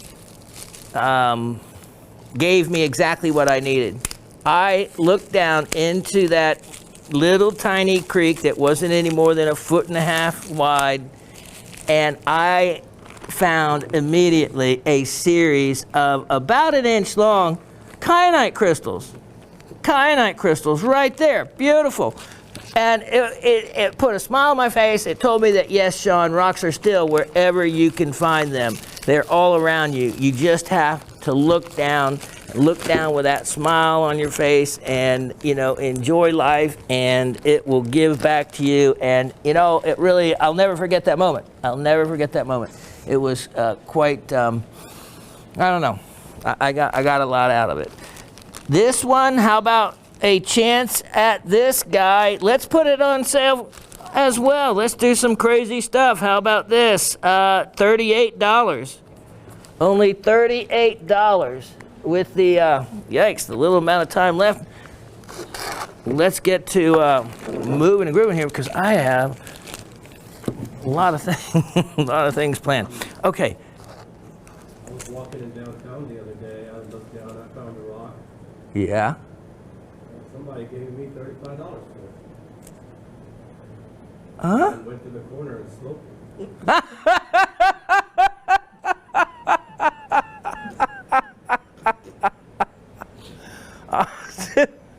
Everyone's going to want to know what you just said. Oh my God. I fell for that one big time. Oh. Yeah, depends on where you're looking. Oh my gosh. Okay, it's only fair to our wonderful friends and family if I repeat. Now this, of course, is all in jest by Osip. So Osip said he found a rock while walking downtown the other week. And of course, by this time I'm already salivating, can't wait to hear his story. So he continues on. He said, yep. He goes, I found it, and I was able to turn around, walk down to the corner, and I got $35 for it. Down here, we call it crackite. Depends on where you take your walk.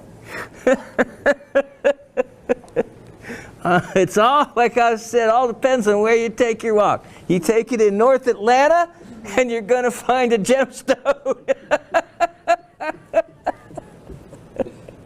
You take it downtown, and you might find some coprolite.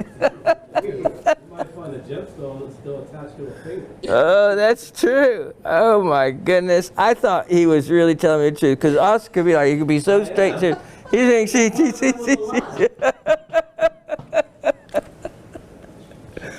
Oh man, that's funny. Oh, I fell for that one. Okay, I don't know what I'm doing now. Oh, hats off to you on that one, also. I was all the way in. I couldn't wait to find out. It doesn't yield much after you get some use out of it. He said it's low yield after you cut on it a little. Or is that called stepped on?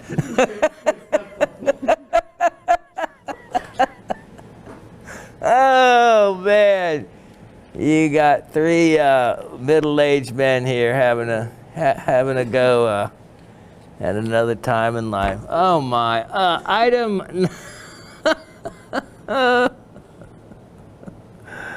Oh, what am I doing? That was good.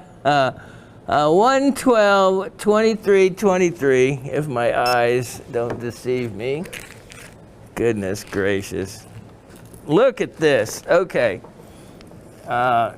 Somehow that kyanite just isn't as appealing anymore. Look at this. Okay, we have the real deal here.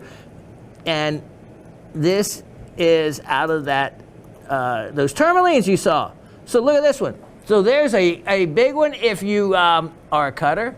These are certainly some fantastic stones that might need, look at that, indicolite, a little bit of trimming up there.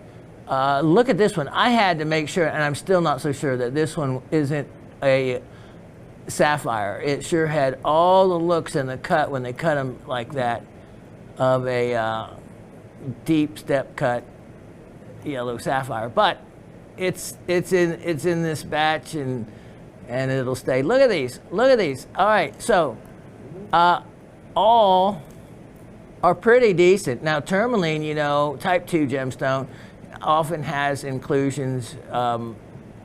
Look at that. Look at that yellow one. The yellows are actually quite rare. And oh, look at this. Here is a little, look at that. It's a sideways watermelon one. But I like those kind of unique stones and colors that way.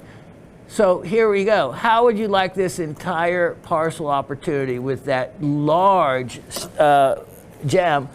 And hold on, let me see. So we have one, yeah, there's 3 indicolites in this batch, or, you know, close enough. How about, there's 10 carats of gems, 12 stones. These are all from the 1980s. I actually even know when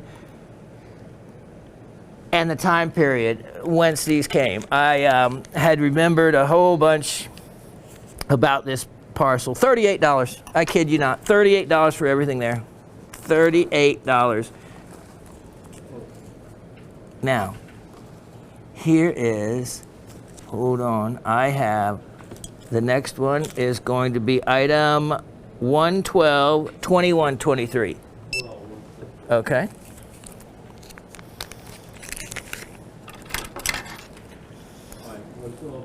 Uh, 112, 21, 23.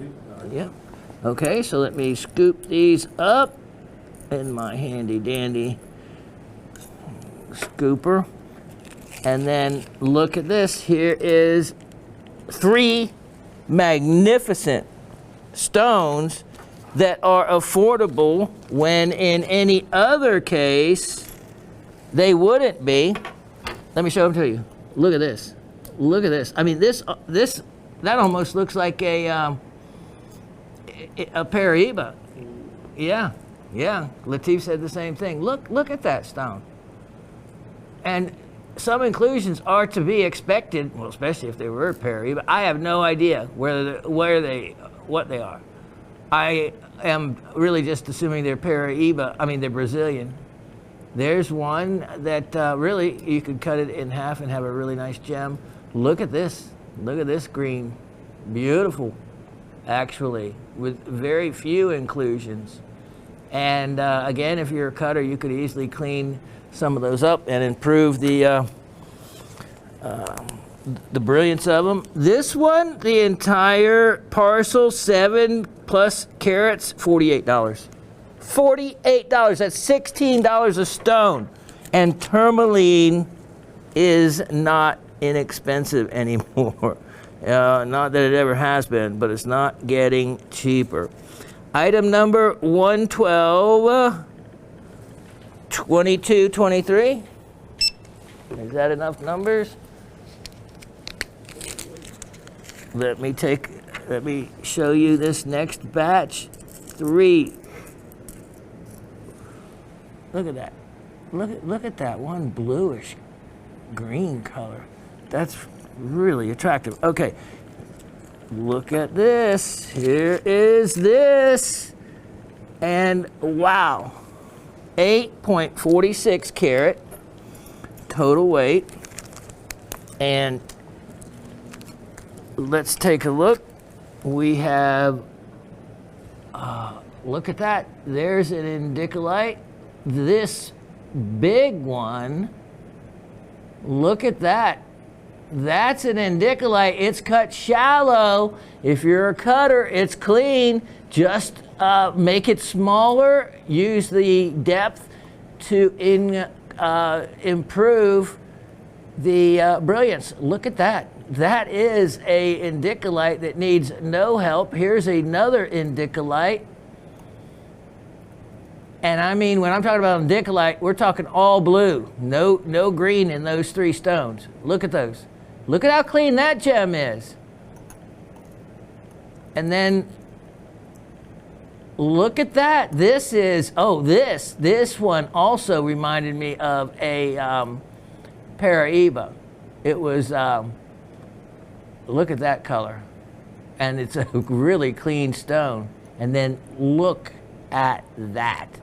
Those yellow tourmalines like that, very desirable. This batch, there's a nice green one, is a really incredible opportunity. $58, $7 a carat, $58, 8 stones. That's like $7 a stone. That's really cheap. Now, I gotta try to get to everything I gotta do. So much to do. Okay, let me gather up this. I have, let's see what we have here. Brazilian Goshenite. What is this?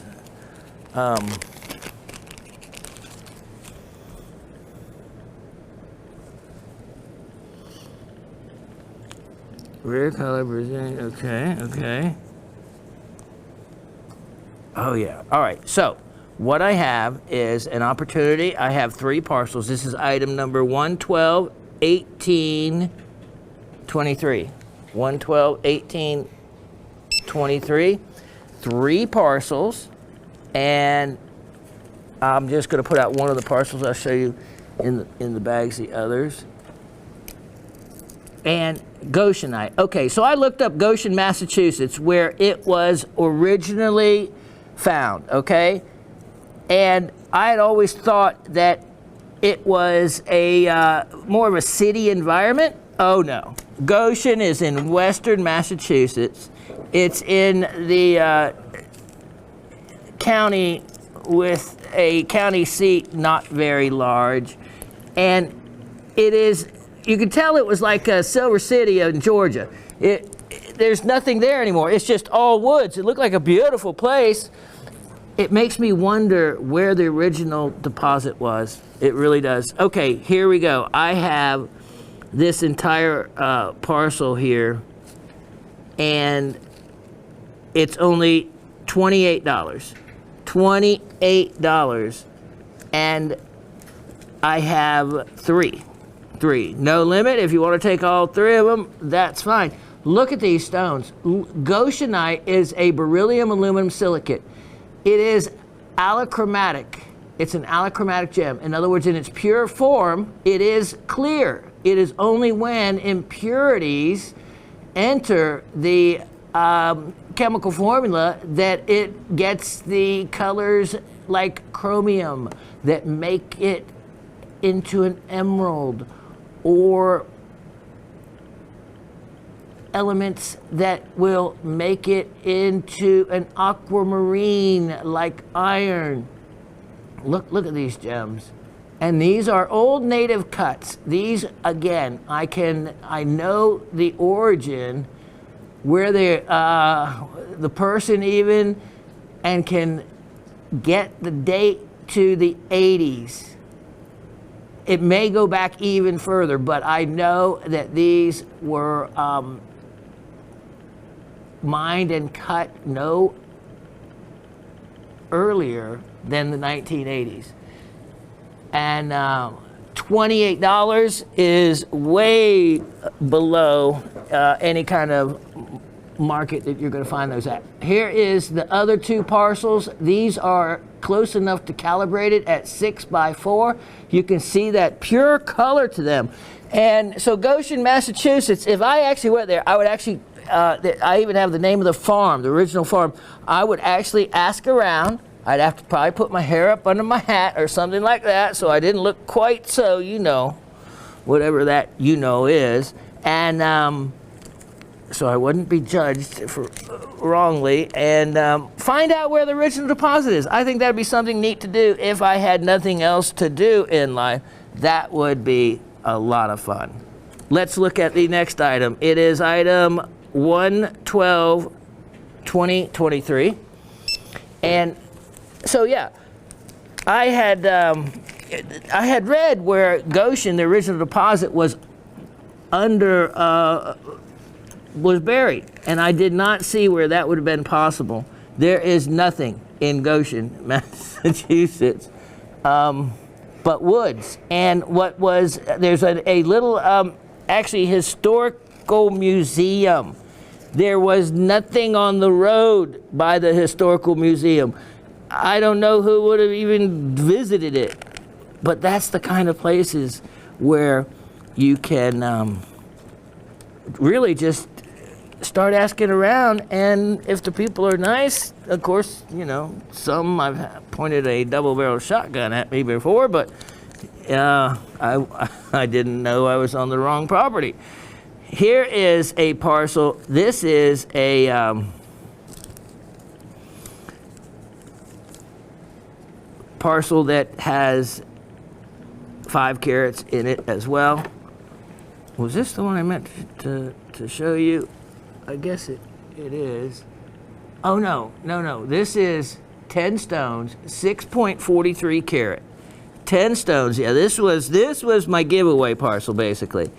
And if you want in on this parcel, it is only going to be $21 for all that weight. $21, 6.43 carats, so that's like $3 a carat or something like that. And wait till I show you. It's great for recutting, great for specimens, but also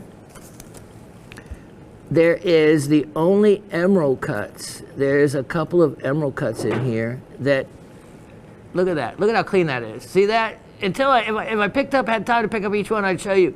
You would see all the value in having these and recutting them. So when I was actually learning more about these, look at, there's another emerald cut. It is by far the rarest color. Basically, it's much more rare than emerald, much more rare than aquamarine. It's just, it looks like a clear stone like quartz. There's so many others, so it hasn't developed a market for it. Item 112, 1923. 112, 1923. And, but by way of the rarity of it, because it's allochromatic as opposed to idiochromatic, it is why almost all of your allochromatic gems have color tones to them, because it's a lot easier to have an impurity in it to give it that whatever color it may be, as opposed to being the pure beryllium aluminum silicate without anything else that gives it its clear color. Look at these. These are 7x5s. These are big stones. These are big stones. Look at these. Look at that one.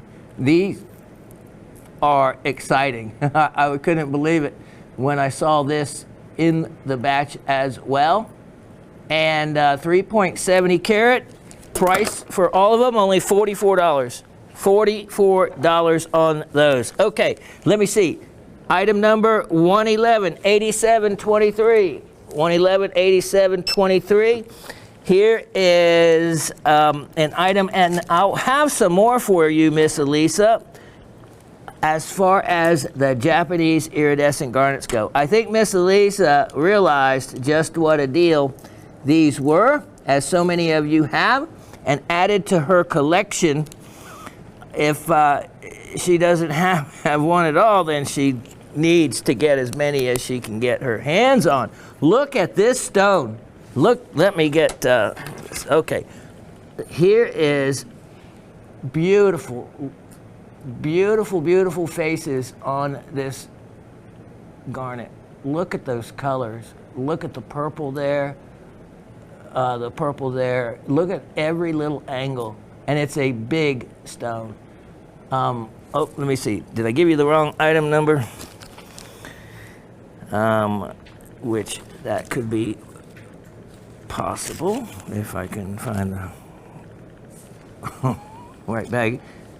It came out of, yeah, let's see, 111, oh, Shawn, it's your eyes again. 111, 67. 23? Does that make a difference? It does make a difference. My fault. I'm sorry. Yeah, add glasses to the toothless. Look at this.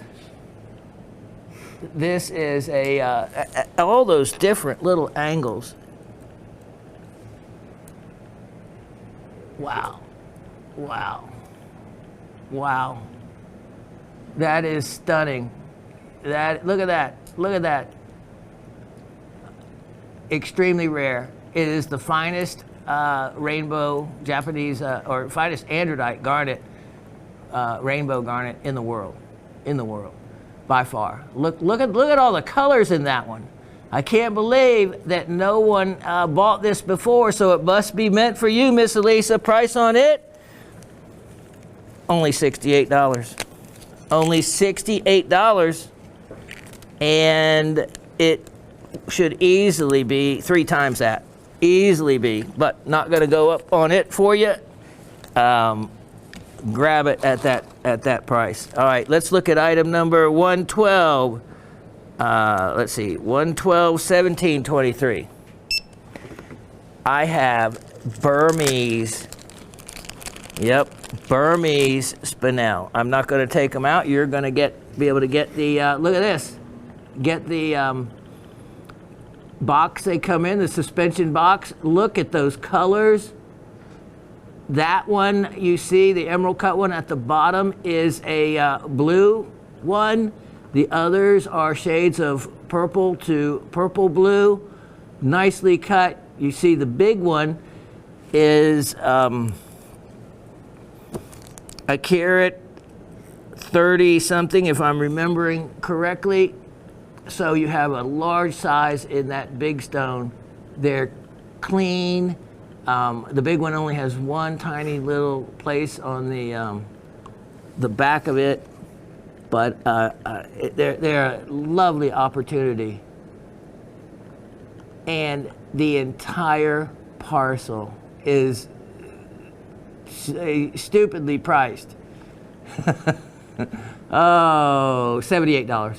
$78. Look at the blue in that emerald cut one. Only $78 on that one. And you get all four for that. Now, with only moments left, look at this next item. Let's bring it back right here to the south. Item number 112, let's see, 112, 26, 23. And the Crabtree Mine. If you mention the Crabtree Mine amongst any rock hounds, really across the country, you're going to know it for one thing. And the Crabtree Mine, by far, in the United States, is the mine for emeralds. And emeralds, again, you can find beryl all over, but what it takes to find an emerald is a whole different set of geological happenings has to occur. Now, a stand is going to come with this, so one moment while I grab that stand. You know how cheap I am on these, so if I'm giving a stand with it, it must be something special. All right, take a look. There's the stand you get.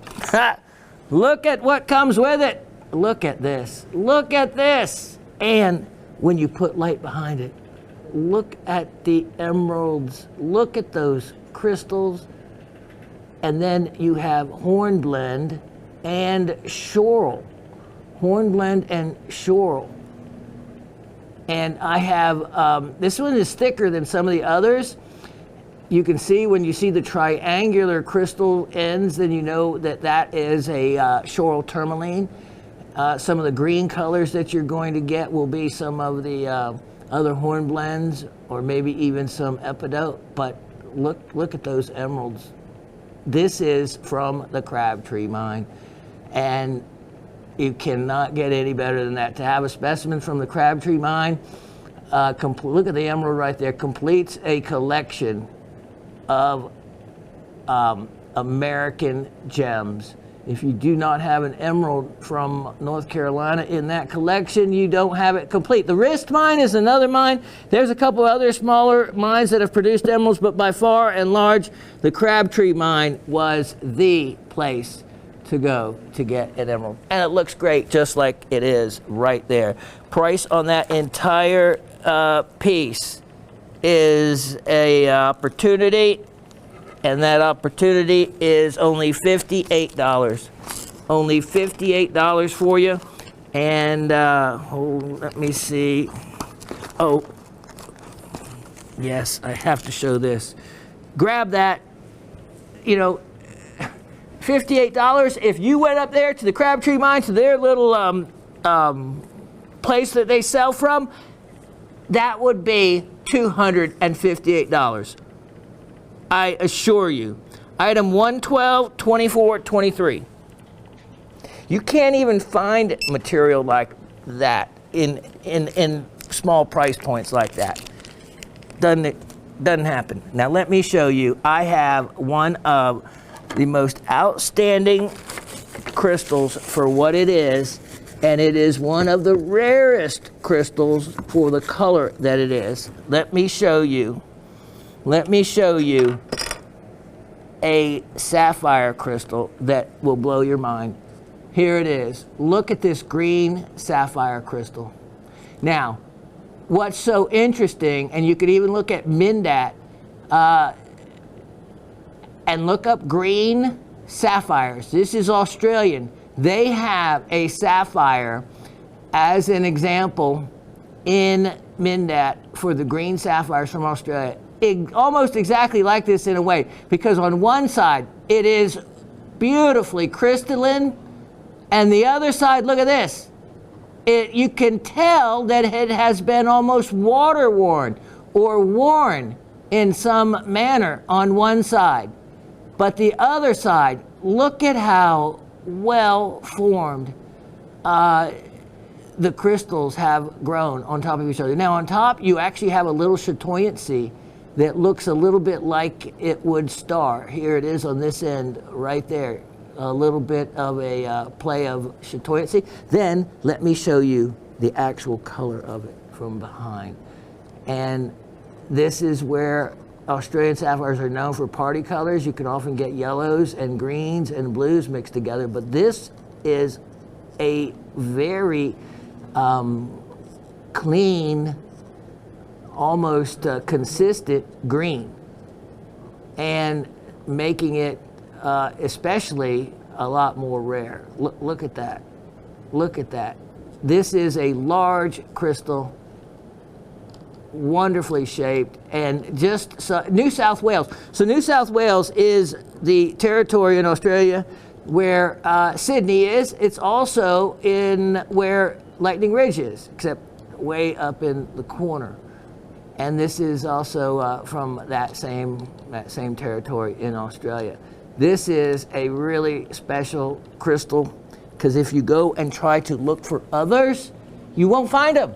They just don't have them. You look up Mindat for green sapphire crystals, you have a choice of only a few. If there would ever be such a thing, that's where you would find them, is in that reference manual. This crystal, very, very rare, and how I'm pricing this does not reflect that. Only $138 on that.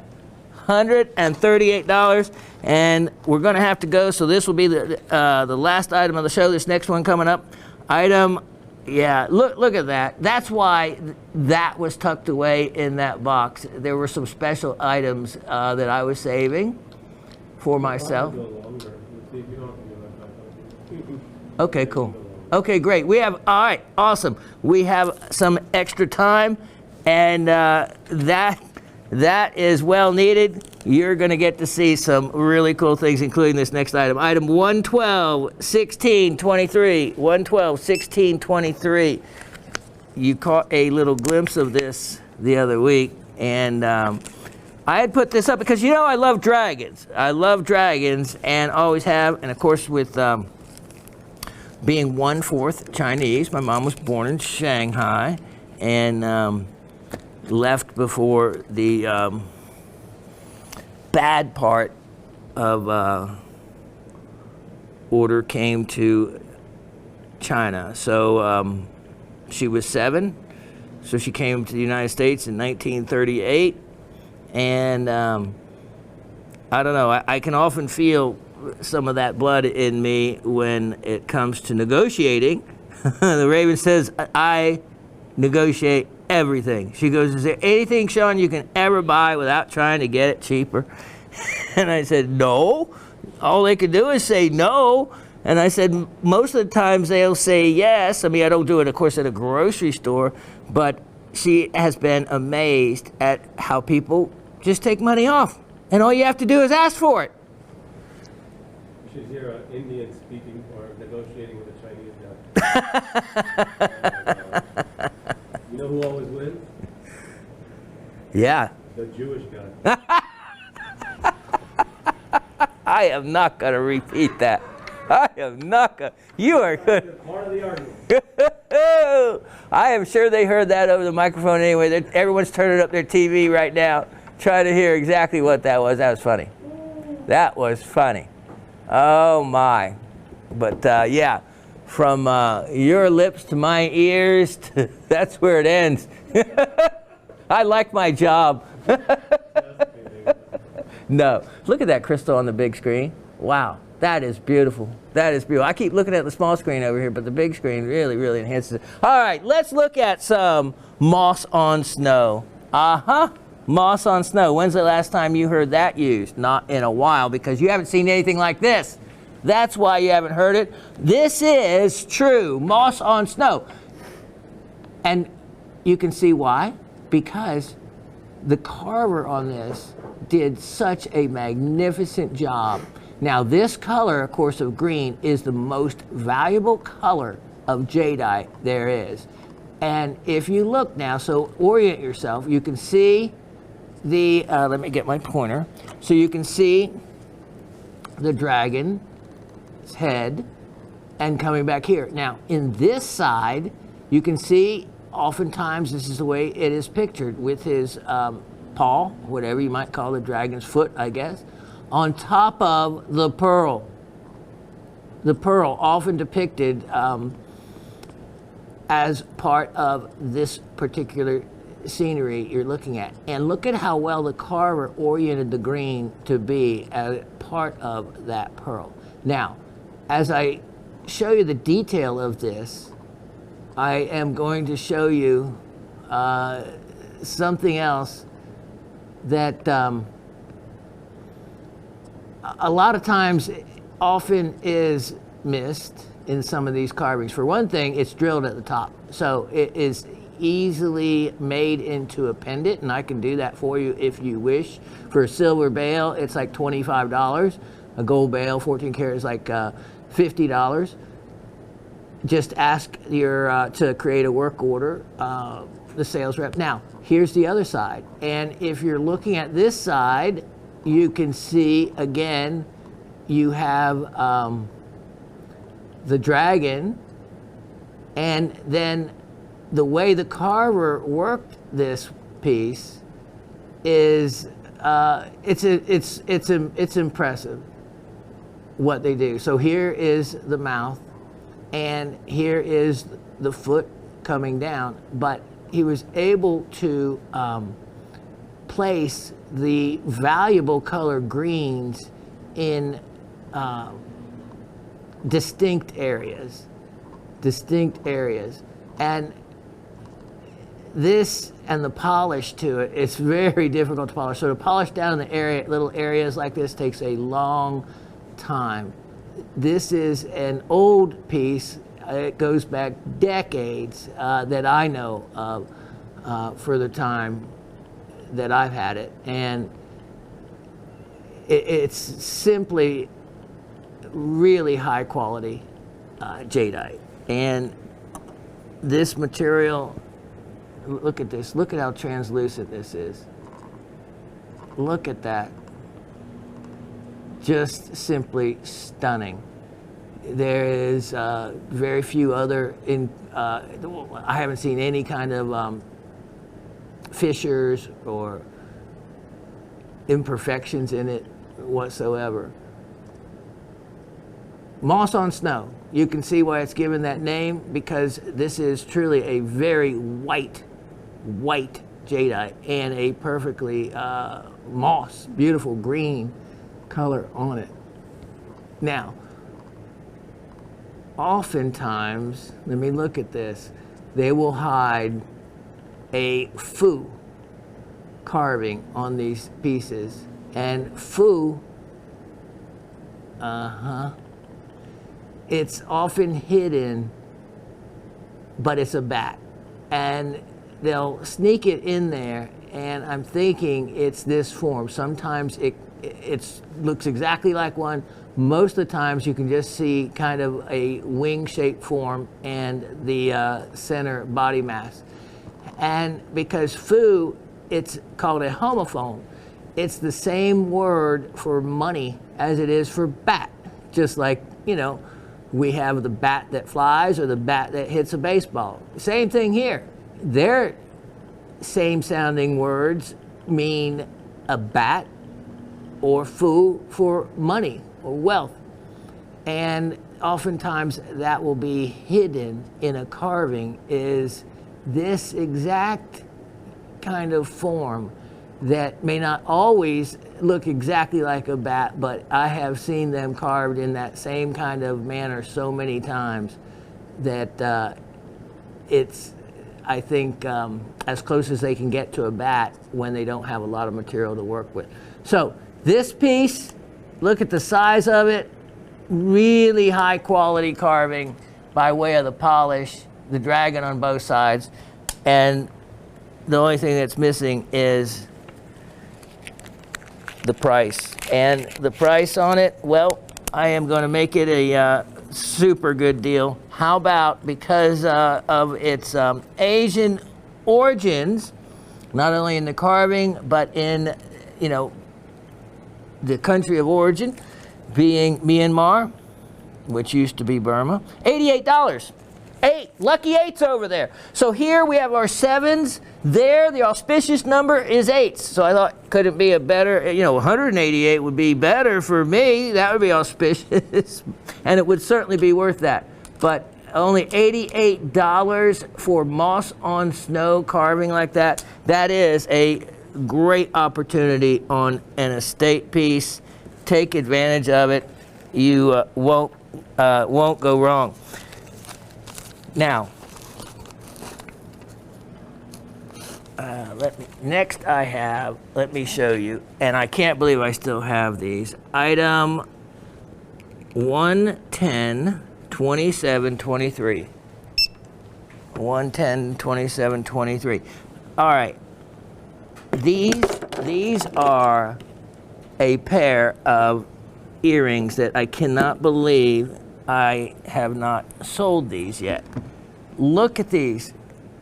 These are incredible peridot. With August coming up, the birthstone for peridot, or the birth month for peridot, to have earrings where you have the peridots on the outside and then back on the inside in sterling silver. It's just not something I have really seen done. Look at how attractive those are. And the clips are perfect. They work perfect, easy to do, and safe to wear. Look at that. So since we were talking about peridot, what a perfect pair of earrings to show off. And the price on these, I have made them an opportunity for someone, if you want something really cool that no one else has. Yeah, $77. Only $77 on those. That's a deal in every manner. Now, I have, this is going to be stunning. 10, let me get my, yeah, 10, yep. Okay, 108, 9822, 108, 9822. And I have one of the nicest length strands of pearls, and these are fresh waters, but I tell you what, so many people would not think that. And this strand, let me get them on the neck here, as good as a guy can do anyway. There we go. All right, look at this. Now, what I have these just doubled over on the neck for the moment. I'll take them off and show you. Look at these, 36 inches long. 36 inches long. And wow, look at the color. Look at the match. You would never know these were freshwater pearls if I had not told you. They are claspless because they are so long. They just go over your neck. And look at the nacre and the luster on these. As we come in on them, you can just see we have a lot of light on those, so you can see, look at how clean those are. Look at how round they are. Usually the giveaway often for fresh waters are the shape.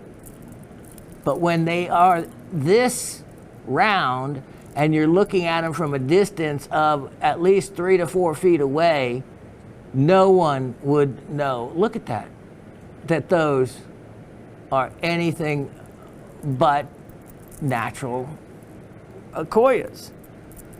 Only you would know that they are fresh waters. You can get a, and I had some before, the pearl shorteners, so that you can shorten it to any length you want. so you can make it a double strand necklace like that, or any other length you want to do. And I have this on sale. I have it on sale at a price that you're not going to believe. All right, we're just going to do this because it's never going to be less than what it is now, because if anything less, I might as well just, you know, give them to the guy that Asif sold his crackite to downtown or something. Because $98 leaves me insane. $98. No wonder I didn't make any money in my retail stores. I'm selling something like this for $98.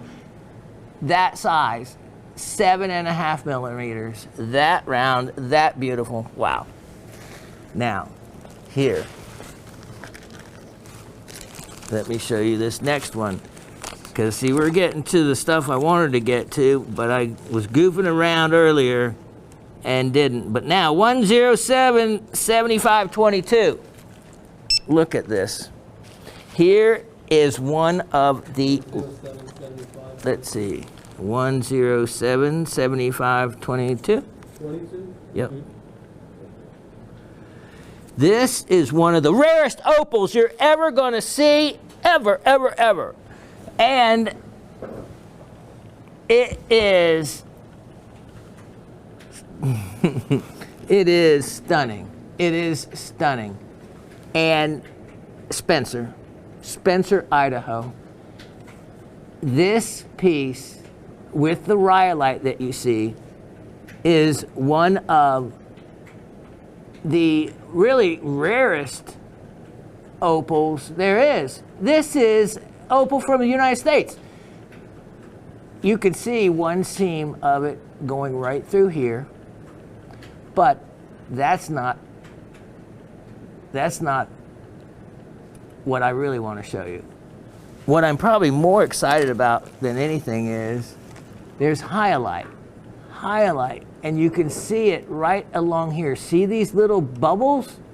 These little botryoidal glass looking bubbles? Hyalite is an opal that is potentially fluorescent and, well, looks just like what you see right there. And then as we move along, oh, look at this. Look at the fire. Look at the color. You have the natural fracture of the break here, which makes it look like it's polished, so it's not me spraying any of my stuff on it. And then you have to, once you start focusing in on the color, you can see it across this entire face. Look at, there we go. Look at all that fire. Layer after layer in there. Now, is it something you would want to cut? No.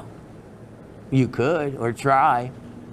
Is it something you want to have as a specimen? Oh yeah. Oh yeah. Look at the reds in that. This is old stock. This goes back decades and decades. Not quite sure I can get it dated back to around 1978. I guess that's pretty accurate, but that's as far as I can get it back. It could go back further than that. Further than that. And as so this is rhyolite. Rhyolite, the same material that Mexican opal is found in. It's a volcanic kind of material. And same material that other opals are associated with. Not Australian opals, though, or at least not the Coober Pedy and Lightning Ridge ones. They're formed differently, sedimentary-wise. These are formed from volcanic origin with the rhyolite, creating pockets in the rhyolite where the silica then makes its way into it. Now, I often wonder in pieces like this, when you have opal seams coming across it, just what all is inside of it. Just what all is inside of it. You can see classic rhyolite, look right there. Look at that. All this shininess. So again, you know, what is on the inside? It actually even looks like there's some chert with this, which would be the quartz agate portion of it. But right here is just a wonderful, wonderful piece. You know, I have seen Spencer Opal advertised. They cut the stones, okay? So after they cut the stones, then they look just like a Coober Pedy Australia opal. How do you know? How do you know? It's like having a diamond and saying that it's from Canada because you want it to be from Canada. Well, all Canadian diamonds, if they're big enough, they're inscribed on the edge to be from Canada because they marketed them that way. But in other words, once you lose the material around it that gives you the description of origin, in other words, the type rhyolite and all, this is no doubt from Spencer because there's no other opal that matches up with everything that you see here. So once they cut a stone from it, you could say it's from, you know, Spencer all the time. And how would you ever be able to determine it? And that's my only thing, is leaving it with the matrix. It leaves no doubt. Let's go into one more look here. That it leaves no doubt that this is a Spencer, Idaho opal. And let me see here. There we go. Look at the colors in here. There is a lot of color in so many different directions in this piece that in person it shows off a lot more. But you can see it almost in every little fracture along there. Color has been brought out. I wonder how this was even taken out of the ground. Maybe that's just exactly the way it was taken out of the ground. All right, price on this. I have this sale priced even, which it's one, you know, opal's my number one stone. It's a real darling to me. But I am going to price this guy to sell. Big discount. Big opportunity. Price on this, only $148. I kid you not, $148. That is a large discount. And if you ever wanted to add to an opal collection, and if you do not have a United States, Spencer, Idaho, or Virgin Valley, Nevada opal, then you're missing out. And you really should have an opal from both locations. That is, then you would have, you know, I actually have opal from Louisiana. Yeah, it's that opal that is formed in between grains of sand, real unique and unusual. Maybe one day I'll share a piece or two. I think I've actually shared one in the past. Can't quite remember. Let me show you something, and then the guys have been generous here. I'll wrap it up here in just a few minutes, but there is something special. It's item 10. Well, we got that far. 106722. 10607022, and this piece is how Ruby Jack got its name for what this is. Take a look at this. Take a look at this. This is from a very rare locality. Yeah. And it is, Ruby Jack was a name given to sphalerite. Sphalerite, of course, we know is zinc sulfide. There's galena and pyrite and sphalerite. So sphalerite is a zinc sulfide, pyrite is an iron sulfide, galena is a lead sulfide. Greek word galine means lead ore. Named by Pliny the Elder in the year 77. This has a chert matrix, but you can barely see it. This is from the Joplin field. It is from a mine that was closed in the 19... Wow, let me make sure that, yep, I had notes here. 1960s. Closed in the 1960s, and the tri-state mines. Did you put the black on there? Yep. The black background is Put the black down or remove it? stick it out. Yep. No, the fake black. Yep. There you go. Put it on the white. Now you can knock it down. There we go. That's lots of light. All right, now, as we go in close, I am going to show you. We talked about galena the other week. Well, if you've ever wanted some incredible specimens of galena crystals, here you have it. Now, look at all these little red dots. And just wait as we look at this whole specimen. There is just, look at those crystals. Look at those crystals. And then, oh, wow. Look at that. Look at that. You can see, let me get a pointer. Classic sphalerite colors. Oh, there we go. Great shot there. Look at, see these red sphalerites? Look at these. A lot of these crystals that look like galena are actually sphalerite. And look at the yellow classic sphalerite colors, these reds, and then there's pyrite. And basically everything in the background you're seeing is pyrite. This is all golden pyrite with the ruby jack sphalerite and the galena. So you have three sulfides together like that. And I have not seen, look, okay, look at how red these crystals are. Oh, there we go. I have not seen anything like this until this specimen, ever. No wonder. I was born in 1961. This mine was closed by the time I was started to be rock collecting. Look at the edge of this. Look at the side coming down. Oh, that's a great shot. You can really see the layers of the pyrite. Can you imagine? This is why the miners, when they would hit something like this, they would just smelt it all together. There goes your crystal specimen. It gets all smelted together and the metals are separated afterwards. The iron, the lead, the zinc. As we wrap around this, look at that.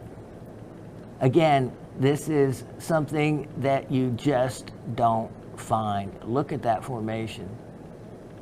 Because the mine has been closed. The mine has been closed.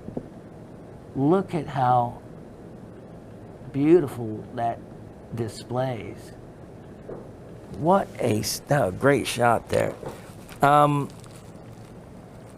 Yeah.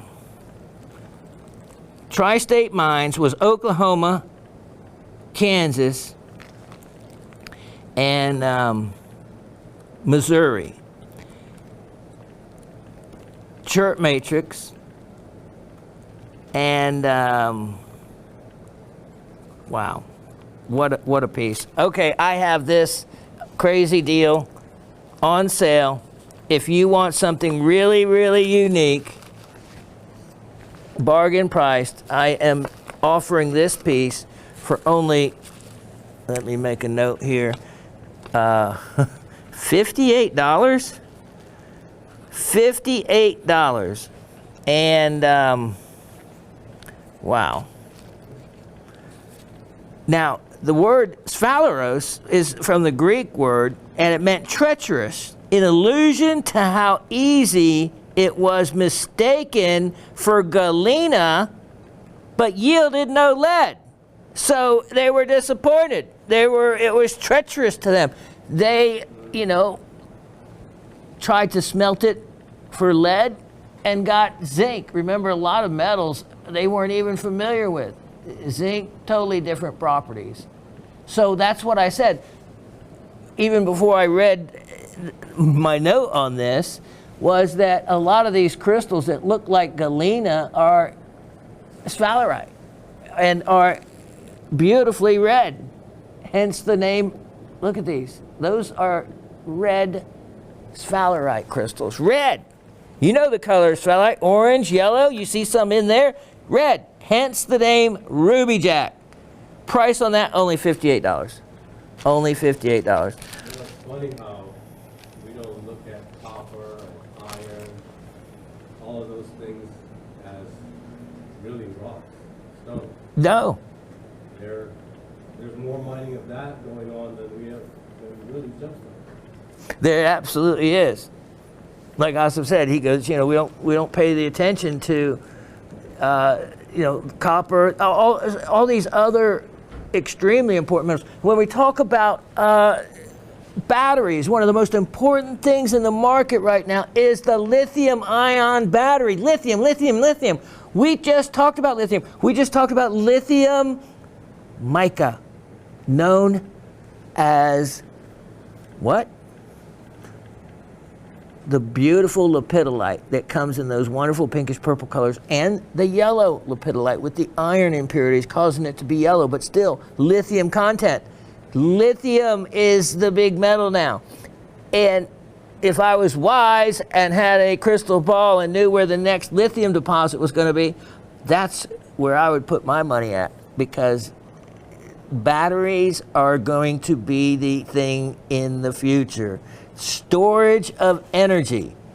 And until they come up with a better battery, they're going to keep mining for the elements that will create that. Okay, so we'll end the show here, but I'm going to show you one educational thing. And I was showing Johan earlier this, and he was just amazed. So let me put this out. All right, we have an apatite, a piece of apatite, and you have seen us sell these before. This was an apatite heart. This heart got broken, as so many of them do. And so I never offered it for sale. By curiosity, and I was thinking about, well, a cutter might want this for a free item or whatnot, but one thing that I do with all the items I offer you is I run them through my testing equipment. I test them for fluorescence, and I test them for some other properties, and we're going to discuss those other properties. All right, apatite, I've talked to you about our bones are actually a hydroxyapatite, an apatite with an OH, a hydroxide molecule attached to it. That's what makes up our bones and the enamel on our teeth. Yellow apatites we see, many apatites, no big deal, right? No unusual properties. But there's something else about apatite that it's known for, and that's the REEs. I know what Barbara knows what that means. Rare earth elements. Apatite is known in the way it forms and the other minerals it hangs around with to be able to accept rare earth elements into its atomic structure. And when it does that, now I'm going to drive Asif nuts because he said this sounds really busy on camera. So let me show you something. All right, you've seen this before. It is the world famous Geiger, known as a Geiger counter. Geiger is the loving name that the Raven has given it. So what we do is, right now it is reading the ambient average amount of, well, radioactivity in the room. As if it was radon down here, it can measure radon. Radon is one of the degraded isotopes that uranium starts off at. It ends up uranium after it goes through, I think it's somewhere around, I don't know, 100? Does it? Quite a few, lots of different levels of isotopes until it eventually turns to lead. Uranium eventually will turn into lead, but it goes through these other stages, including radon as one of them. So you've heard of radon, often gathers in basements. Maybe not so much in different parts, but here in the South, where we have the red Georgia clay. The red clay made up of feldspars and other degrading isotopes of phosphorus and thorium. And then you have potassium-40. Florida, believe it or not, is eaten up with radiation. It all stems from those phosphate mines that you see. If you've ever been to Central Florida, the highest points in Central Florida are mountains made of white and flat across the top. When they mine for phosphorus in phosphates in Florida, there's a layer of phosphate, a particular layer that has a high potassium 40 level that is radioactive. Well, phosphates go into all kinds of everything from fertilizers to so many things that, soaps and whatnot. And they can't use that, so they pile it up. They have to mine past that layer, and it gets piled up. Those are huge piles of radioactive material. If you've never seen one in Florida, when you see them, you won't forget them. You'll just wonder what they are. Well, now you know. That's how I also can tell fossils. I can tell a megalodon shark tooth or a fossils that you get from the Peace River, from everything from ancient horses, all kinds. Those fossils I can tell, especially the megalodon teeth, are from Florida as opposed to South Carolina, because the Florida megalodon teeth have a radioactive signature.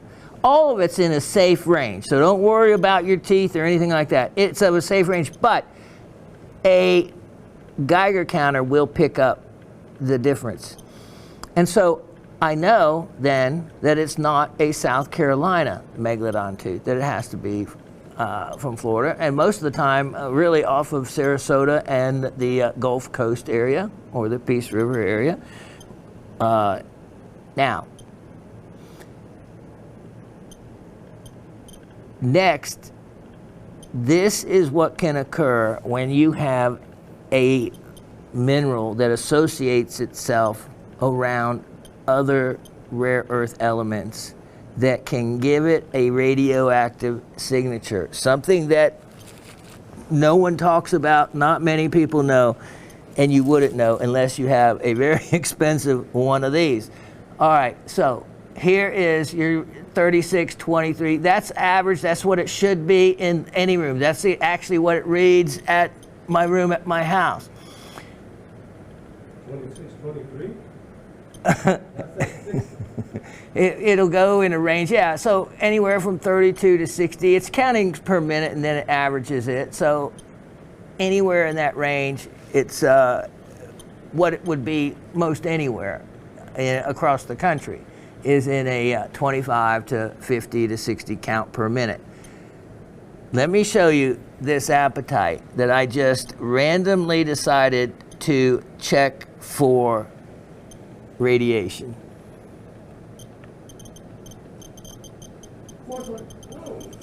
Yeah, it's smoking. Yeah, there you go. There's that song, isn't it? Yeah. Okay, so my cutoff line is around 500 count per minute.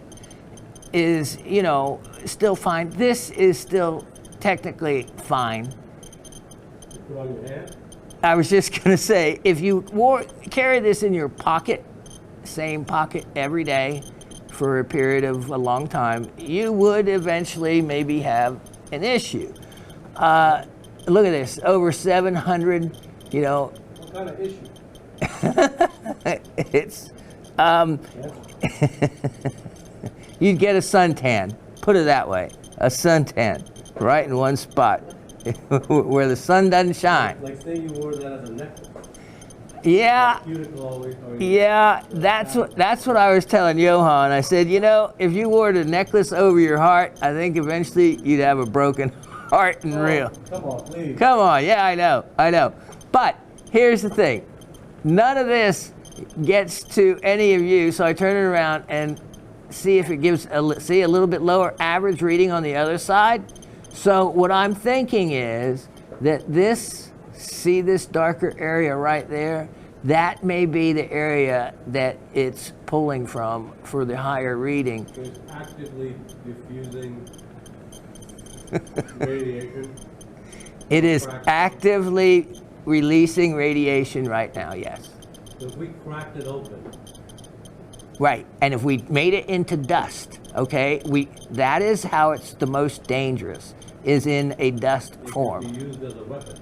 Correct. You actually can. I think the Russians already do. In its powder form, drop it on the city. Right. No, in a powder form, when you inhale it and it's in your lungs, that is not a good situation. So when you're up in that range, it gets to be something to think about. Now, you know. Think about, like, we're sitting there cutting it. Like, say you're sitting there. Oh yeah, cutting it. right. That particle's coming in you. Right, that's bad. You're doing exactly that. Yep, that's bad. That's why you use a lot of water when you cut something like malachite. Now malachite, the problem isn't radiation, the problem is copper. Copper is deadly to fish, it's deadly to many, yeah, so you know, there's certain things that may not be radioactive that are still very dangerous to work with or cut. Now, I'm wear like a mask or something. Yep, a mask would be good. And I wonder about this. Now, let me try this ruby jack piece. Okay, so this ruby jack piece, let me move that further away or else I won't be able to sell my ruby jack. Okay, so it's dropped down well into a safe range, okay? Which is surprising because a lot of these metal ores can have a radiation signature. But, you know, unless you had a Geiger counter, you just are not gonna know. And that's why to get items right here from someone that has the crazy equipment, you're gonna know you're going to get the item that, wow, I just heard it really go off. What about malachite? Malachite actually is, by way of radiation, I have a malachite box that I keep my U-238, my super radioactive pure uranium in, and it blocks out literally 98%. But I have the malachite box, and then I put it in a aluminum box, which blocks out the rest. And so, yes, just like lead is a radiation blocker, copper carbonate, malachite box works wonders. It's amazing. So this is still, again, in a safe range, but I do have specimens that, you know, I just can't sell because they're not. I have econite, which is the only Like jewelry?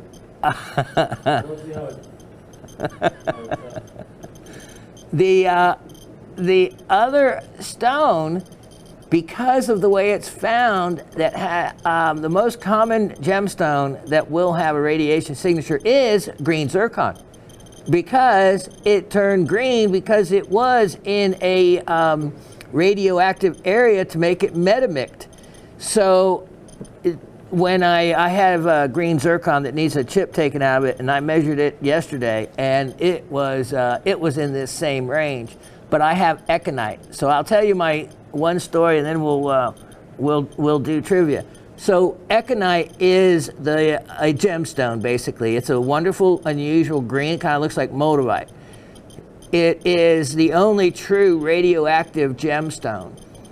There's one dealer that dealt in econite, in mineral specimens. He had about a 10 by 8 foot office, and he dealt in econite for years. Oh, he died. He did.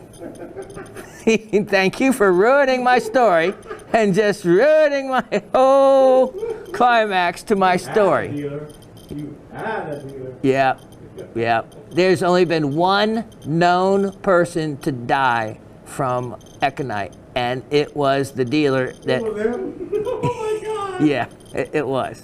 Poor guy. And in his office, he had shelves all the way around it, and he sold econite specimens.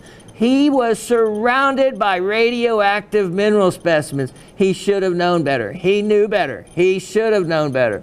And he got radioactive poisoning, radiation poisoning.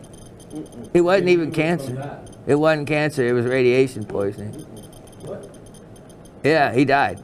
And what would the doctors say? Like, where are you living? How are you exposed to radiation? Yeah, well, he told him, and he said, well, why did you work around it? And he said, well, that's how I made my living. This was in Africa, where it is found. And so, to give you an idea, it is the only gemstone that the gemological societies do not recommend wearing.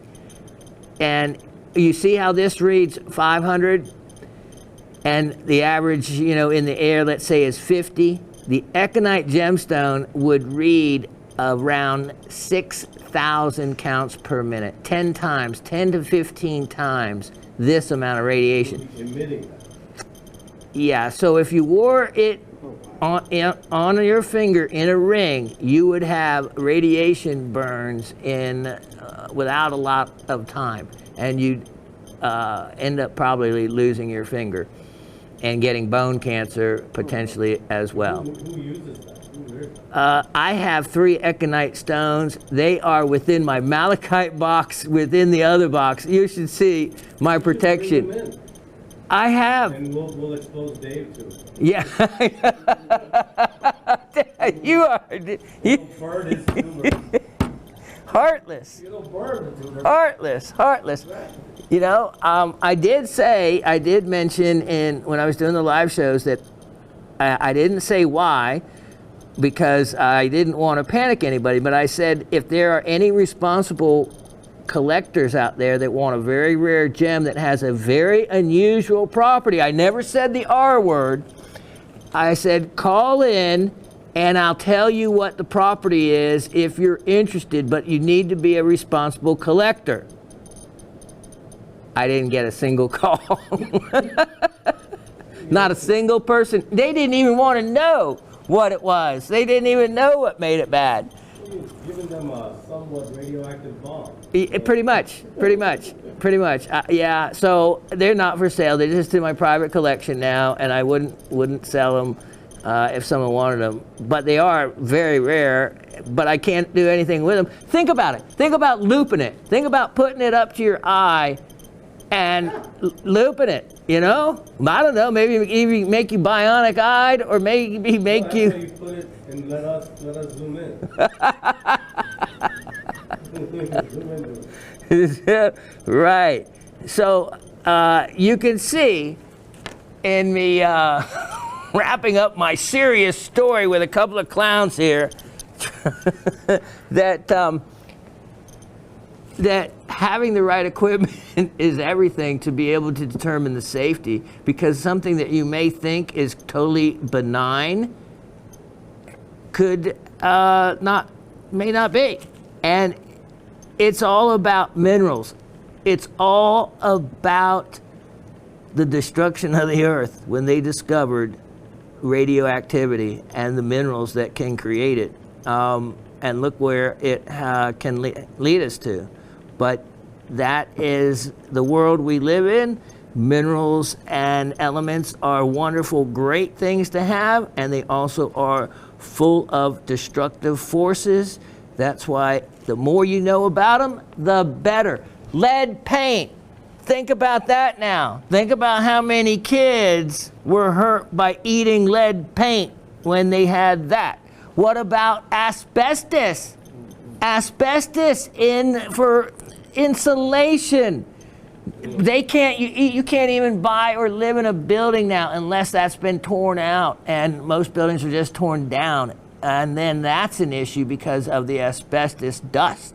Extremely dangerous. So I have shown you asbestos. We're talking about real minerals, the real world out there, and real dangers. And with that, I'll be right back with some trivia questions. Okay, so, we had two great minds come together, Asif's and mine, and we have three questions for you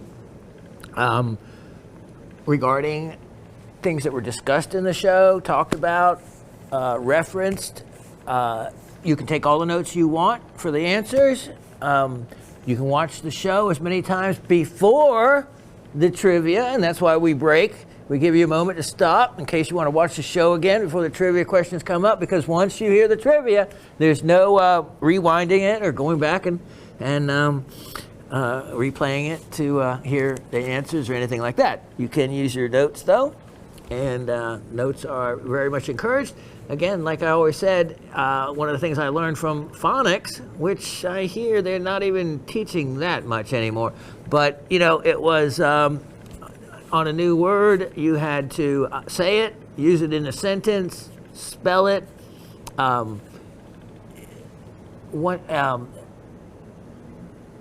look at it. In other words, once you use all those different senses, you have a much better chance of recalling it and retaining that knowledge. So we are trying to drill a little bit into you without having to knock you over the head with a hunk of uranium.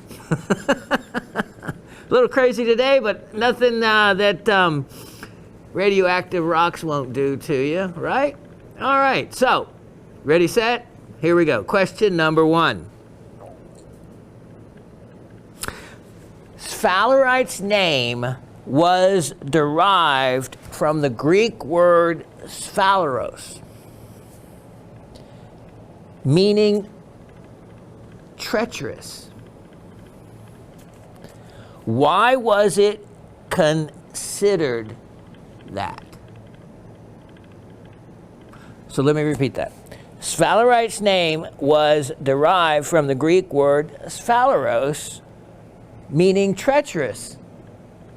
Why was sphalerite considered treacherous? I just reworded it a little bit better so you could understand a little bit better. So hopefully you were listening to that part, because with sometimes misinformation from the past gives you information for the present and helps you to remember and put the whole story together. And that was actually Asif's question that he came up with. I didn't know the guy was so deep, It's like, wow, that's a great question. So he's got more up there than I thought. Question number 2. What mineral is Ruby Jack named for? So what mineral is Ruby Jack named for? Question number 3. In the world of radioactivity, you have to, by now, I'm sure most of you have heard of carbon-14 dating. And you probably don't really understand or know what that means, but it's very useful and needed. Well, it's the degradation of certain isotopes. Okay, right there, I probably lost you. Of elements that become something else as they lose those particles that they're emitting. And they emit them at a regular rate. So in the event of carbon-14, you can actually date items. Now, carbon-14 is usually only good for items going back about 5,000 years. Longer than that, they'll have another isotope that they can use, because certain elements will degrade at a constant rate that will give you a time frame or a window into the time frame of how old something is, because you know what this particular element starts off to be, and after 100,000 years or 200 or 1,000,000 years, it's something else. And by being able to measure that, they can get reasonably close to a time frame. Let me give you just one little neat note of interest. When the Chicxulub meteor struck the Yucatan and the Gulf of Mexico, it not only sent a huge wall of water up into Louisiana to where they could actually measure and see the underground, of course not above, this is all underground, the ripples. You know how you go to the edge of the water, the beach, and from the waves, and when they recede, it leaves little ripple marks in the sand, right? Well, they found ripple marks way up into the Gulf states of Texas, Louisiana, Mississippi, all coming from the direction of where what would have been created from the angle of the meteor striking the Earth, that of course eventually wiped out 90% or so of the planet's living animals. And so the other thing it did was, across the entire globe, it laid down a layer of a particular isotope of iridium. Now, iridium you might have heard of because it's one of the main other hardening elements that is added to platinum. 90% platinum, 10% iridium gives you almost all of your platinum rings that have been made since the 19 teens to recently. They've been using 95% and 5% cobalt, or 5% ruthenium, and some others they're mixing up. But up until 10 years ago, almost every platinum ring was alloyed with iridium. Iridium's a big company that puts, satellites up. So you may have heard of iridium for different ways. Well, iridium's an element. It's an element that is most commonly, though, found from outer space impacts. So the impact of this meteor laid a layer of dust around the entire globe, thereby setting a time frame, just like setting a clock across the entire world. So when scientists, which you can easily measure this layer, and in some areas is actually visible. The layer is actually visible. So they know when scientists, but it can be measured with scientific instruments. So they know when they hit that layer of iridium dust, let's call it, they know they're at the 66 million year ago mark in Earth's history. It may be now 100 feet deep. In other words, a big side of a cliff falls off, or a mountainside falls off. and they see that, find that layer, then they know at that point that layer was the layer at that point was on top of the ground 66 million years ago. And then everything built on top of that since then. Sometimes that layer is right near the surface, but it gives a reference point across the entire globe. That particular incident, laying down that layer of particular isotope of iridium, has been one of the most useful tools for dating everything from, paleontology to archaeology to some of the greatest discoveries for dinosaur and avian history and all that have resulted from and because of that meteor impact laying down that time frame that's there, frozen across the globe, right in that spot. So that's just another little extra tidbit how these things work. So question number 3 was, what does uranium eventually become?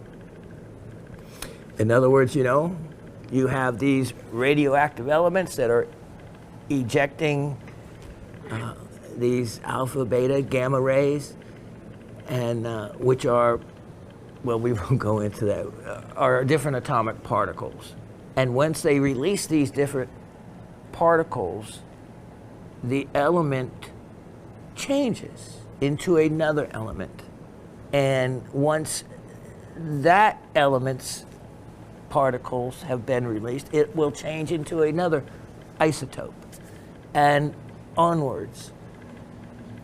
Some isotopes last a split second. Others can be 1 billion years. So there's a lot of different ones that they can use for a lot of different uses. And that's still a science that they're discovering and working with and finding more about it. But that's just a little extra tidbit of knowledge for you. All right, so question 1, sphalerite's name was derived from the Greek word sphaleros, meaning treacherous. Why was it considered treacherous? Question 2, what mineral is Ruby Jack named for? Question 3, what does uranium eventually degrade or become? An easier word. What does it eventually become? So, good luck to everybody. Happy Father's Day to all of you dads and soon-to-be dads or wannabe dads. Or maybe you just have a cat and dog and that is your family. And hey, happy Father's Day to you.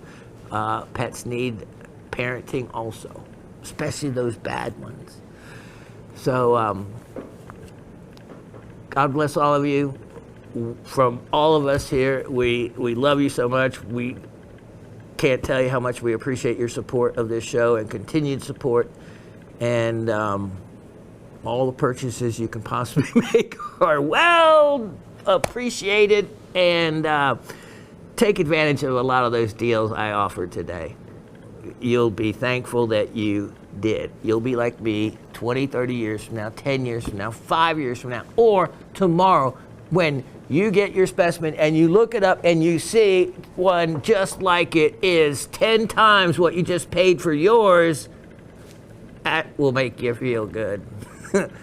I don't want to know it though, because it won't make me feel great, but hey, your family. You get the family discount. The real family discount. Not the one my dad said I used to give people. All right. Take care, y'all, and I can't wait to see you next Monday. Cheers.